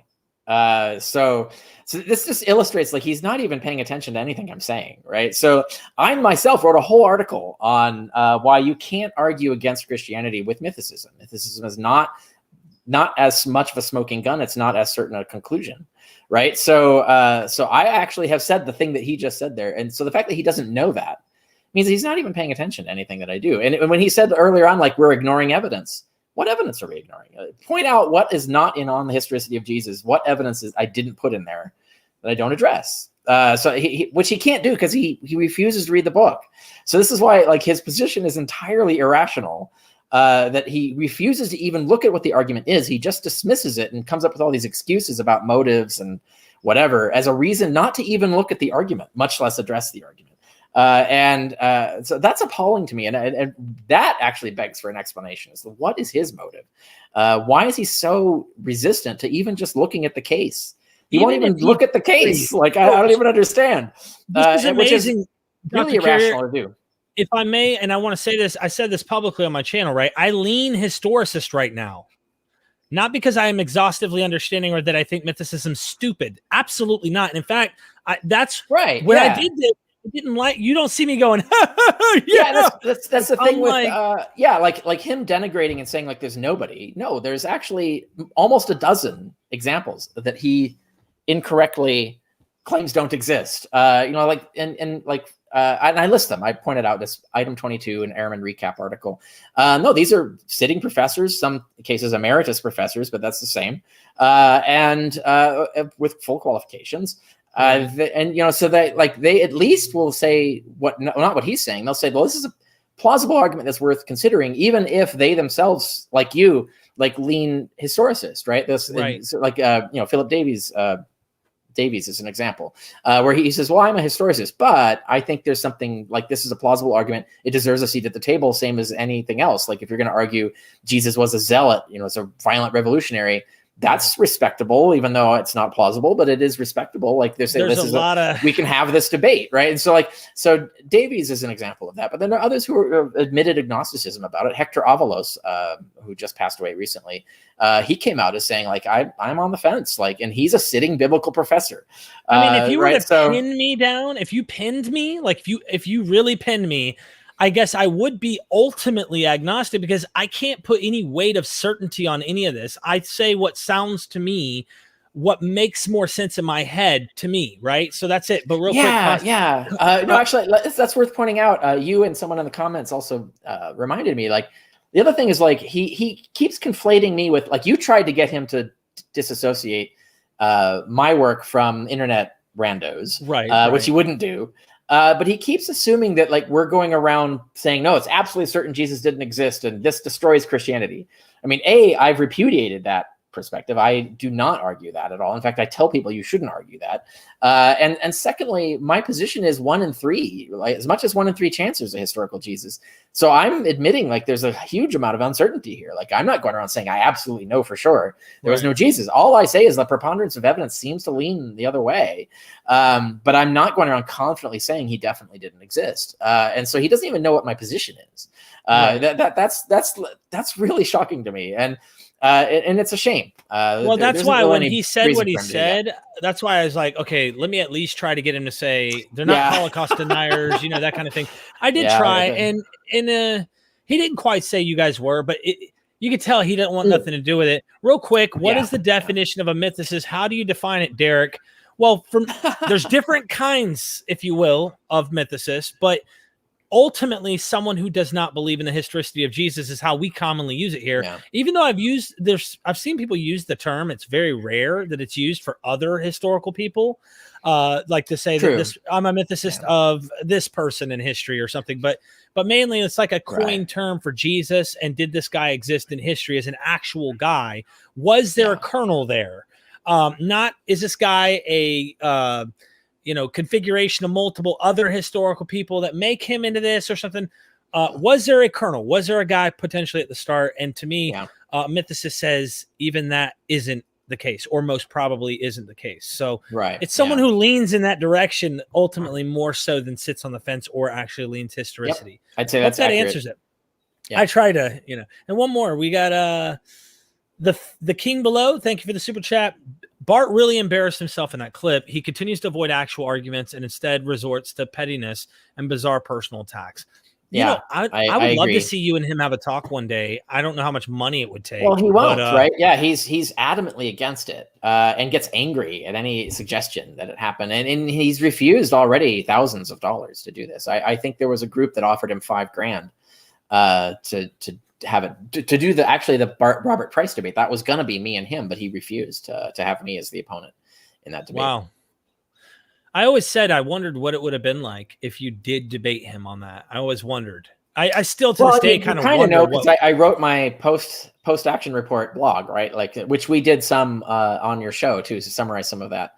But the whole idea of that, of like what it would look like, you can see like where I critique what I wouldn't have done. I even say like what I wouldn't have said if I were Price. And then what I would have said if I were in that position, and how I would have run the debate is pretty clear when you read my analysis of the Bart Ehrman, Robert Price debate. Interesting. We got a few more super chats. I did miss your let me get this question here real quick. And then I'm going to get you guys here. I got to share the screen for this one. Sorry. It's from the past. Indo actually did a thing on mystery. Yeah, I remember that. I thought that got dropped there. It did, total accident. Bart, let's see. So if Christianity was a mystery cult, why did Paul and the gospel writers try to spread the message and save everyone? Does this contradict Mark 11-12? No, right? Mark so 4:11? The whole point of all mystery religions are evangelist, right? The whole point of them was to spread and grow and bring more people in for salvation. The thing that makes them a mystery cult is not that the cults hide.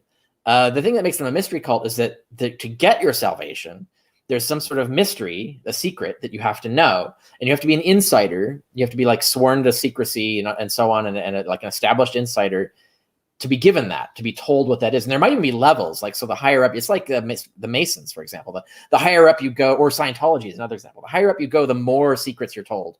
And I show the evidence that Christianity was structured this way. There were higher levels of mysteries in Christianity. The higher ranking you were, the more you were told about these secrets. And these secrets you were sworn to keep, and they were never written down usually, because that would run the risk of them coming out and being revealed. So what was kept secret, what the secrets were, probably changed over time, because this is secret oral lore. That's the easiest shit to change, right? So there's no stability for it, which is why the sects of Christianity exploded so quickly. Is like you could have all these sects. They can radically change the secret teachings in any way they wanted. There's no real way to like out them, unless you like a spy, you go infiltrate and whatever. So and certainly for the first century, we don't know what the mysteries were, but Paul refers to these mysteries a lot. So in Elements, gosh, I think it's 13 to 15. No, 13 and 14. In chapter 4 of On the Historicity of Jesus, I go into all the evidence for their mysteries that existed, and what we do know about them, which is very little, and in Christianity, and the fact that there were different levels of them. Paul refers to these mysteries and he hints at them. Sometimes he reveals them a little bit. We're not sure like how much he's giving away. Because he mentions, for example, marriage is a mystery. There's something about Jesus, some teaching about Jesus as a husband that is a mystery in the church. He alludes to it, but he doesn't tell you what it is. And so there's a lot of this stuff. So the mysteries were just kept for insiders.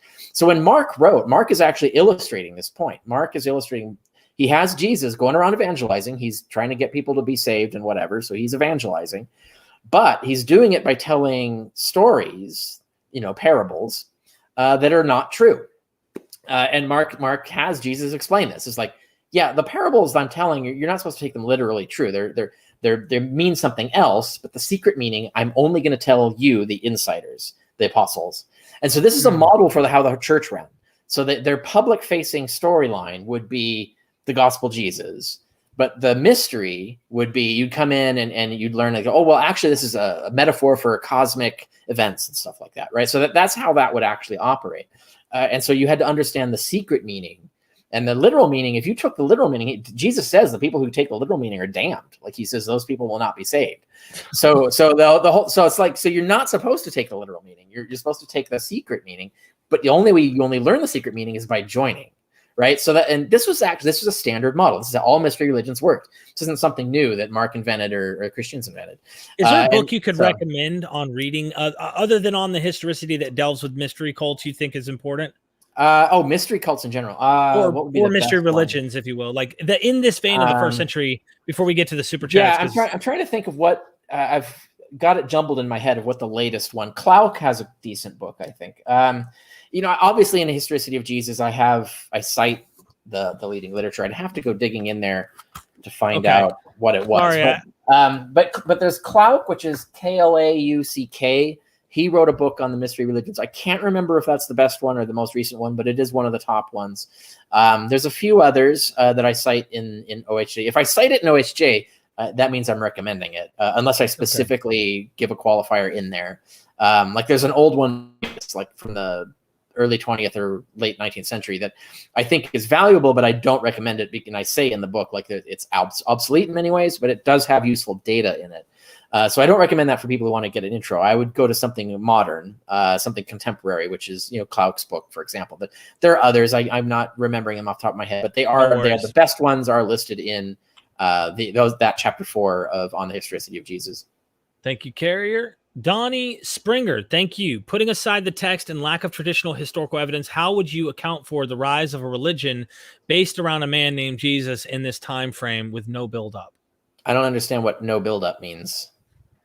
Putting aside the text and lack of traditional historical evidence, how would you account for the rise of a religion based around a man? Maybe he'll add a comment, fill us in. I'm not sure. Right. I don't understand the question. So, are we asking, like, how could a historical Jesus have launched this religion, or are we asking how could the religion have launched without a historical Jesus? That's what I'm not. This religion rose around or based around a man named Jesus in this time frame with no build-up. So. That's a good question. Like, I don't know. Well, the best, so there's two ways to take that. If it's about mythicism, then my book, Jesus from Outer Space, answers the question, because it talks about, there's a whole chapter in there about how the religion began and so forth without a Jesus and why that happened. But if the question is, how could a historical Jesus have done this? That I answer, I have answered. So I have talked about like how that would occur. In various places. I'm trying to think of what was the one that would be the most relevant in answering this. So on the Historicity of Jesus, I have a section on revolution cults. There's a whole anthropology of revolution cults. And now those revolution cults were usually not led by someone. They're usually spontaneous arrivals of groups of people. So like the cargo cults, you had a bunch of different shamans hearing secret spirit messages and telegraph poles. Like they would put their ear up to a telegraph pole and spirits would talk to them. And there would be a bunch of them. And then a few sort of coalesced.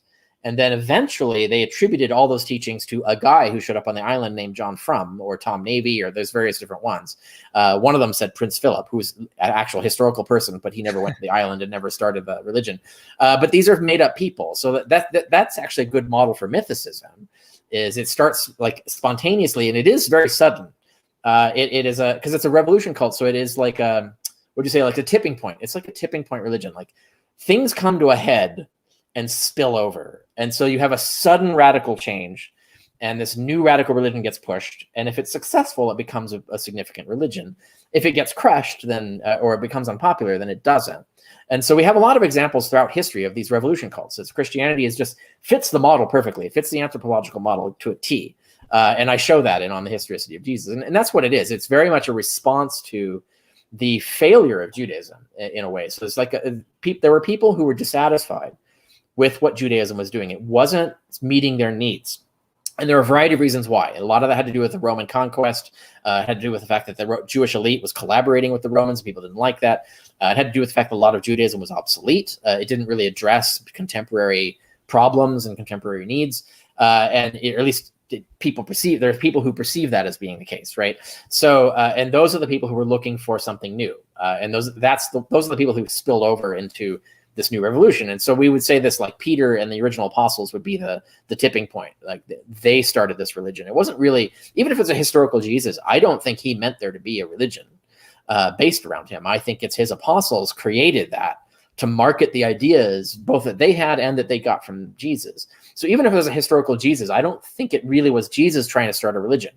He was just a prophet trying to get people to come to a particular sectarian point of view, that right, so that and reject certain things and accept certain things and practice Judaism the way that he thought would be the appropriate and proper way. But his followers after his death, they are the ones who constructed this whole religion, complete with like resurrection theology and all the cosmic elements and the incarnationism and all of that stuff. That comes right out of the gate, and so they're building all of that to sell their religion.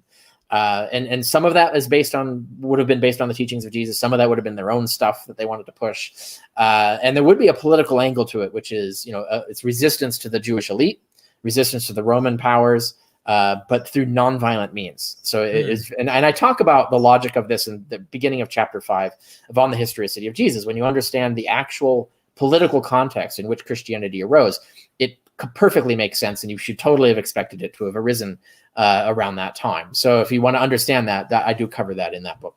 It's all down in the description, baby. Topic discussed by really good friend Gary. We're going to try and push through these super chats because we're running out of time. I'm throwing you a donation after this, Dr. Carrier, for your time too, by the way. You. I appreciate that. We didn't expect this to go so long, and I know a lot of people are. It's all right. It's good. We have a lot of interest and good questions too. It's Myth Vision podcast. You know what I'm saying? Come on. Thank you so much, Gary, for the super chat. I really appreciate it. To be a historicist, does that mean you have to believe there is a historic person? Is that the same as a historical nature of Santa Claus in that there might have been a saint named Nicholas? What would you say to that, Dr. Carrier? Yeah, I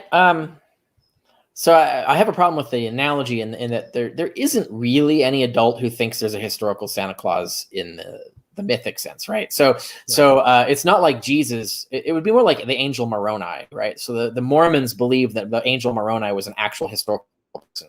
In fact, an actual man. Like Moroni used to be a human, and then was ascended to angelhood or whatever, and then centuries later came down to like reveal everything to Joseph Smith. They think that's a real historical person, and they think those are real historical events. But obviously not. There's no such angel Moroni. If you were to say you were a mythicist with regard to Angel Moroni, that would be accurate. It's just that everybody who's not a Mormon is a mythicist with regard to Angel Moroni. So it's usually not a significant statement, right? So people don't go around having to call themselves mythicists because Mormons are essentially a minor cult. They're a minor sect. They're not like white evangelicals in America. They don't dominate the narrative.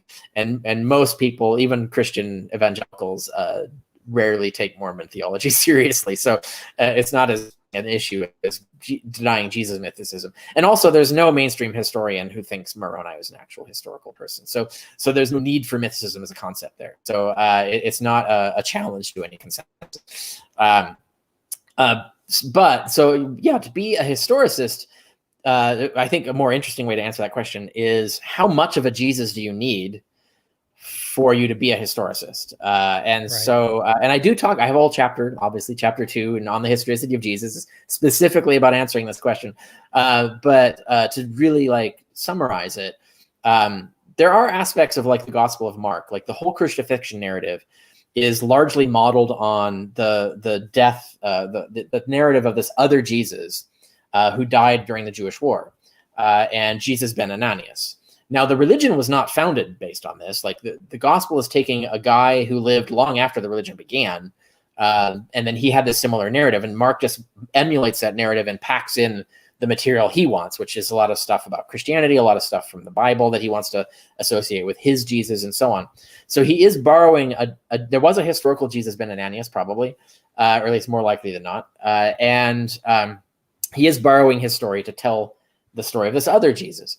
But that doesn't make you a historicist to say that, because the religion wasn't begun by this Jesus ben Ananias. He might not even been alive then, or if he was, he wasn't a known figure. And the religion isn't based on that. And only a piece of the myth that Mark constructs is based on Jesus ben Ananias. And then you could say there's other people that he's drawing ideas from, Elijah and Moses and so on, that he's constructing his Jesus out of. So if you believed in a historical Elijah, I think that's 50-50 on there. If you believed in historical Elijah, that would not make you a historicist in and of itself, because you're saying, well, the mythical Jesus is based on Elijah, but they're not claiming that he was Elijah in the literal sense, right? So they're not claiming that Jesus wandered the earth in whatever century Elijah wandered the earth, right? They're not saying Jesus is Elijah. So historicists, you do have to believe that there's at least some dude who got himself killed, crucified specifically, so he got himself executed. And when Paul and the early apostles are going around claiming, if you believe in this guy, you'll go to heaven, or you'll be resurrected or whatever, they are referring to an actual man who was actually executed by the state, whether Roman or Jewish, doesn't matter.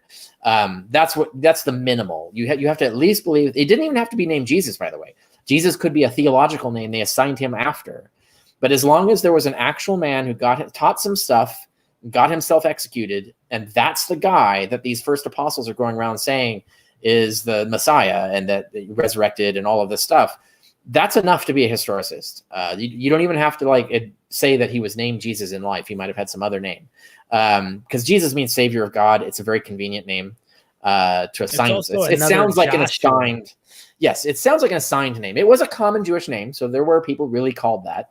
But it's also a really weirdly convenient name to call him the Savior of God. To call him Savior of God is, suspect. But also we have the example in Josephus of several of Jesus Christs. He never calls them Jesus. He never calls them Christs.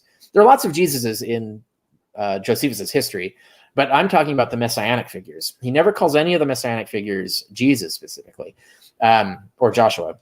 Is what we mean. But he talks about them, tells stories about them where they were representing themselves as the new Joshua. It's like this new Messiah was going to come along, and he claimed that he was going to part the Jordan.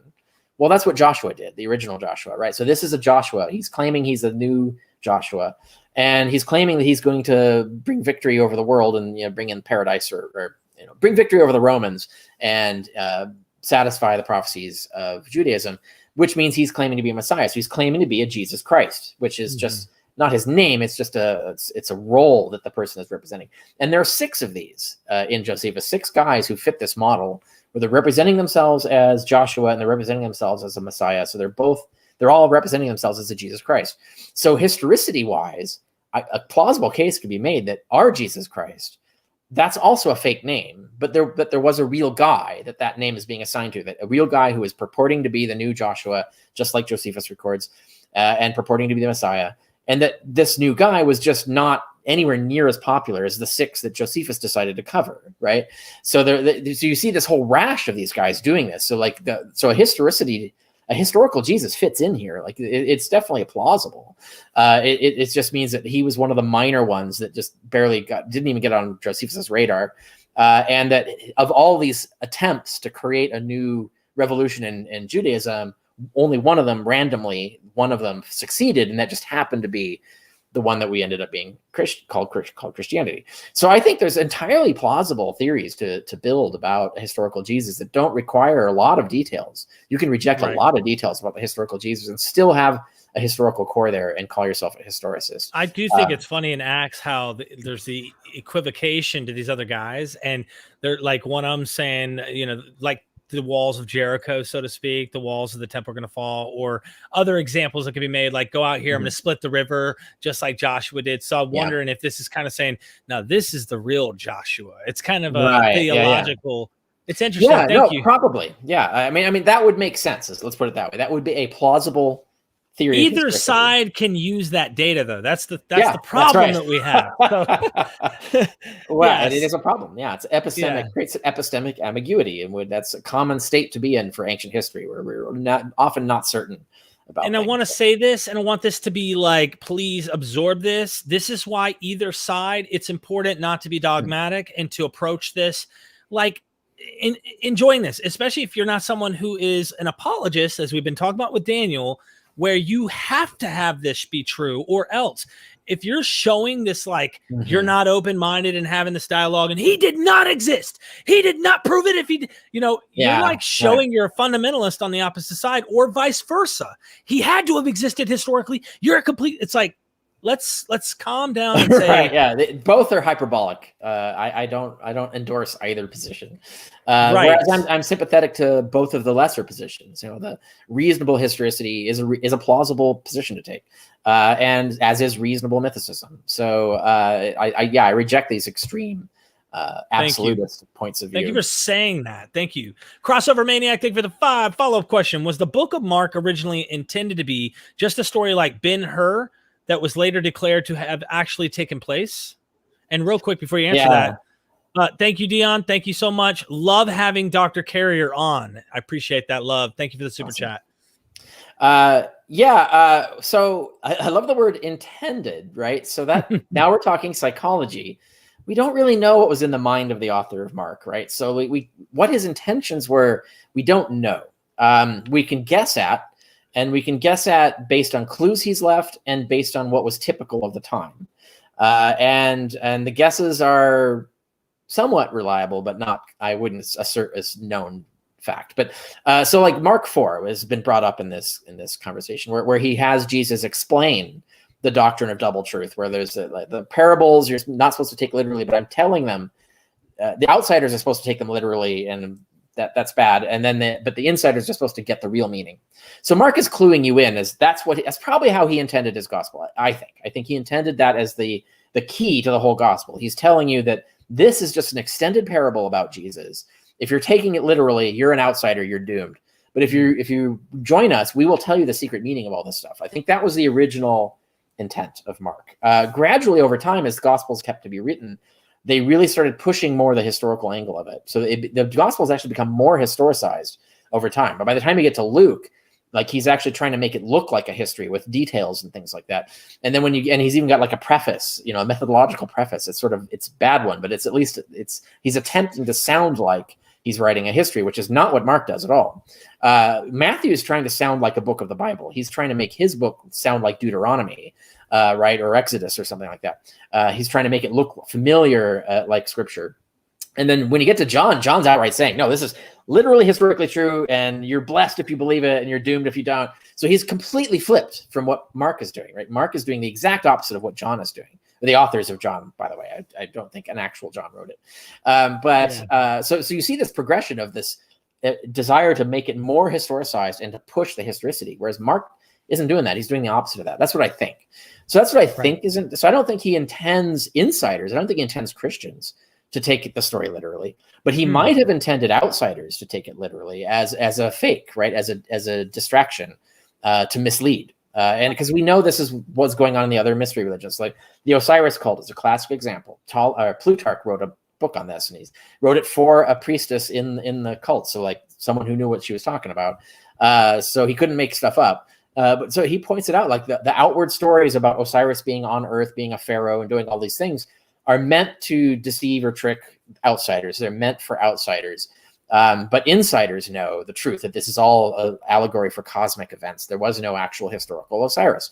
So Plutarch's talking about this as just a normal way to run a mystery religion. So I suspect when you put these two pieces of evidence together, I suspect that's what Mark is doing. I can't prove it. Like we can't interview Mark and ask him. There's no secret letter where he confesses. So we don't know. Interesting. Yeah. But that's what I suspect is the case is going on with Mark. And now later gospels, they start changing up the way they want to do things. But right. One thing on Mark, I love sneaking my little questions into these super chats. But the last thing I wanted to ask is, do you think that Mark's making, and this is all like, there's many different ways to look at this, but do you think Mark's making the apostles look really ridiculous because of Paul's animosity between the original apostles, and Mark's using Paul's ideas that he's like, they're dummies, they don't know what they're talking, they miss this? Or do you think there's other reasons? You see what I'm saying? Yeah, that's another one of those examples where I don't know the psychology of Mark, so I don't really know what he's doing. Why not? The only reason I don't fully endorse what you're saying, because it's plausible what you're talking about, right? It's a plausible position to take. There are two reasons why. One is Matthew doesn't get rid of it. So Matthew is the Petrine sect. So clearly the Petrine sect themselves saw a value in that version of the narrative. So they were doing something with it and they kept it. So they saw something that was usable. So that leads me to suspect that there was some point to it. And then when we look at the external evidence, so like Dennis McDonald has talked about this, where Mark is, and one of the things Mark is doing, two things. He's emulating Deuteronomy, just as Matthew is doing. More focused on the Exodus, but he's emulating the Jews. If you notice the story of the Exodus, the bumbling Jews that don't trust Moses and constantly betray him and don't, like walk away or like resist him or whatever, and then bad things happen to them and they just never come around and trust him. And all these amazing miracles happen and they still don't trust that God's going to help them. So they're exactly like the apostles in Mark. Like it's just typecast, right? So that's clearly he's creating a model of Moses and the bumbling Jews following and not trusting him.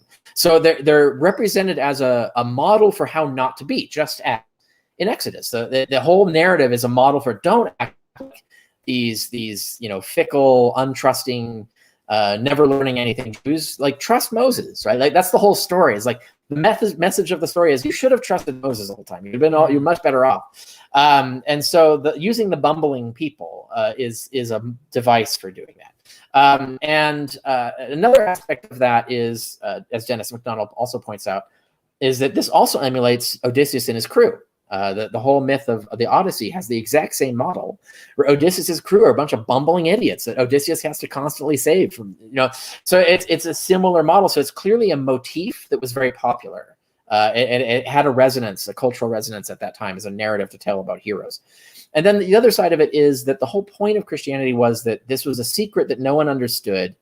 And only after the resurrection did people finally get it. Right. So like that you find in, 1 Corinthians 15, like the apostles, Paul doesn't even mention the ministry of Jesus. Right. And which I think is curious. But if you're a historicist, you still have to admit Paul thought that was, not only did Paul think this, but the creed that he's quoting, which is the original creed developed by the apostles. It's that he's quoting. It's not his creed. That creed has no ministry in it. Like, so they didn't give a shit about the ministry of Jesus. The only thing that mattered right out of the gate is Scripture predicted the resurrection, the death and resurrection. Scripture predicted the death and resurrection, and we saw Jesus resurrected. That's it. That's the whole creed. And so the whole idea is based on people were ignorant and didn't know. And you see this 1 Corinthians 2 as well. So like the idea of God hid the secret to fool everyone, and particularly fool Satan and his demons. And then only the particularly chosen and wise learned the truth and realized the truth. That's all part of Christianity. So Mark is reifying this Pauline storyline. So like the apostles are bumbling idiots until, up until the resurrection. Now in Mark's case, he doesn't narrate the resurrection, but Mark's writing from the assumption that your reader knows the story from then on, right? That he knows that, well, then the appearances happened, then the resurrection appearances happened, then the creed started, and so on, so that the apostles turned around when they were convinced. And so Mark is creating this model of people who weren't convinced. And so it's not necessarily a critique of the apostles. The apostles might have actually originated this notion that they were bumbling fools until they were enlightened, right? So this concept may have already existed. And then Mark just turns it into a narrative, like builds it into a story. This all makes sense. So the idea that he's criticizing the apostles, which is a mainstream, like it's a theory out there, like it's taken seriously. It's not, I don't think it's proven. I lean more towards the theory that I just elaborately explained. You made it sound really good too, by the way. I want to say to 553 people watching right now, please hit that like button. This has been a heck of a live. Seriously, you've got a lot of attention. And go in the description, get his books. I'm telling you, they're worth it. And he's on Audible. So if you're driving, you got a trip coming up, 3 hours, 4 hours, don't matter, a couple hours, get on Audible, start chipping away and get this information. Even if you don't agree, I want to hear why. That's why I love this stuff. Like, it's so cool to learn. Converse Contender, he's a good friend, actually. He's been on the live. He's a cool guy. He's a Christian. We disagree. But nonetheless, he says, will you debate future Christian historian Camille? Anytime Camille wants to. We've had exchange of blog articles on the subject, so people can go to my blog and look at what I've written in response to Camille Gregor's treatment of this. Gregor takes at least a lot of this more seriously than like, for example, Bart Ehrman does. Like, he's actually understands the math and is trying to like interpret how I'm using the math. I think he gets things wrong, but they're not because of incompetence or resistance to discussing it. Like he's like Bart Ehrman, for example. But I think Gregor's got some interesting things to say, and then so I can explain why he's getting things wrong about the way I argue in my book. But if you want to learn about that, you can find my article on the blog. Right. And then I think, once I'm assuming he's read that, and so he knows where I'm coming from there, so that we could actually have a productive debate that builds on that exchange. Definitely. I don't myself organize debates though. So yeah, someone else would have to organize that. I'd be the guy, but he said he wanted to first get a PhD. And yes, that's right. I have heard that. And I respect that. That's totally legit. Yeah, I have no criticism for that approach. Yeah, and I mean, he's a smart guy. So, I really would love to do that in the future. Thank you for the super chat, Converse. Let's talk in the future, man. You can also email me. You can find me on Facebook. I'm all over the place. Alan, thank you for the super chat. If we accept Harold Lloyd was the prototype for Superman, is it reasonable to call Superman a historical character? No, that wouldn't constitute historicity, right? That would be another Elijah comparison, right? So even if Elijah existed, that wouldn't mean Jesus existed, just because Jesus was based on Elijah, for example. So no, that the answer would be no. Thank you for the super chat. No, I appreciate you sticking this extra time. Everybody hit that like button. Share this out. Someone needs to see this. Look, this thumbnail that I made, I went on YouTube and I looked up specific titles for Daniel as a forgery. And in fact, I saw mostly Christian videos. Right. I saw a pastor. I saw a 2-minute video of a pastor saying, people are saying Daniel's a forgery and that it was written in 90 AD or sometime like that. And I'm like, wait, that is like the worst. Nobody serious is saying that. So he must have went in front of his audience and said, I'm going to preach this really wacky theory here to let everyone know, don't worry, Daniel's not a forgery, and not address the serious situation of why it really is. And so I had to have you come on. This is going to be on YouTube. Anyone that thinks Daniel's not a forgery, I was going to ask you about Porphyry, but 3rd century historian who literally says he thinks it's a forgery. But yeah. I don't talk about this in my article. The reason being is, as I mentioned in the video I did, the post-game analysis video I did with Jonathan Sheffield and Boyce and so on. So Porphyry did notice some of the things that we now notice about Daniel. But Porphyry himself is not a modern historian. He didn't get everything right. So I mean, it's interesting that he noticed these things and published it. But I don't see him as someone to go to as the source for this idea. Go to contemporary historians. There's, the current commentaries, peer-reviewed commentaries. That's where you go now for current scholarship on this. You don't need to rely on anything Porphyry said. Well, thank you so much, Dr. Carrier. Oh, my good friend Craig and Ford, we're doing a mythology show coming up about Odin and Thor. So be on the lookout for that. And we're not talking about like just the movies or something. Like, he actually wants to tell you the history of these myths. Yeah. And, awesome. And how they actually in the Proto-European world, like how this played a part. So go subscribe to his channel. He's going to be live on Myth Vision. You guys will see it. Thank you. Yeah, I've been on his show too. He's really cool. So I recommend checking out his channel for sure. Seriously, if you want to go see that interview, it's on his channel right now. So Craig and Ford, thank you so much, man. I love you guys. And thank you, Dr. Carrier. I'm going to be shooting you that money here for spending this time with me. And everyone who doesn't know, I have to say this before we go. I know everything keeps added, but get on Myth Vision Patreon. Help Dr. Carrier too. When I go and fly in July, August? Oh gosh, no, it's September. September. Yeah. I'm sorry, I'm going to so many places. Yeah. September, awesome. I'm going to be there, and I'm interviewing you for 2 full days. I hope you'll let me harass you and get everything I can. Yeah, we're going to promote you like crazy. All your content, asking tons and tons of questions. I'm taking Patreon questions. Go join. All of that'll be early on Patreon and slowly released on YouTube. So I'm looking forward to that one, Dr. Carrier. Yeah, me too. And with that being said, ladies and gentlemen, never forget, if you have cognitive dissonance and you think that Daniel was written in the 6th century BC, then you might not remember that we are Myth Vision.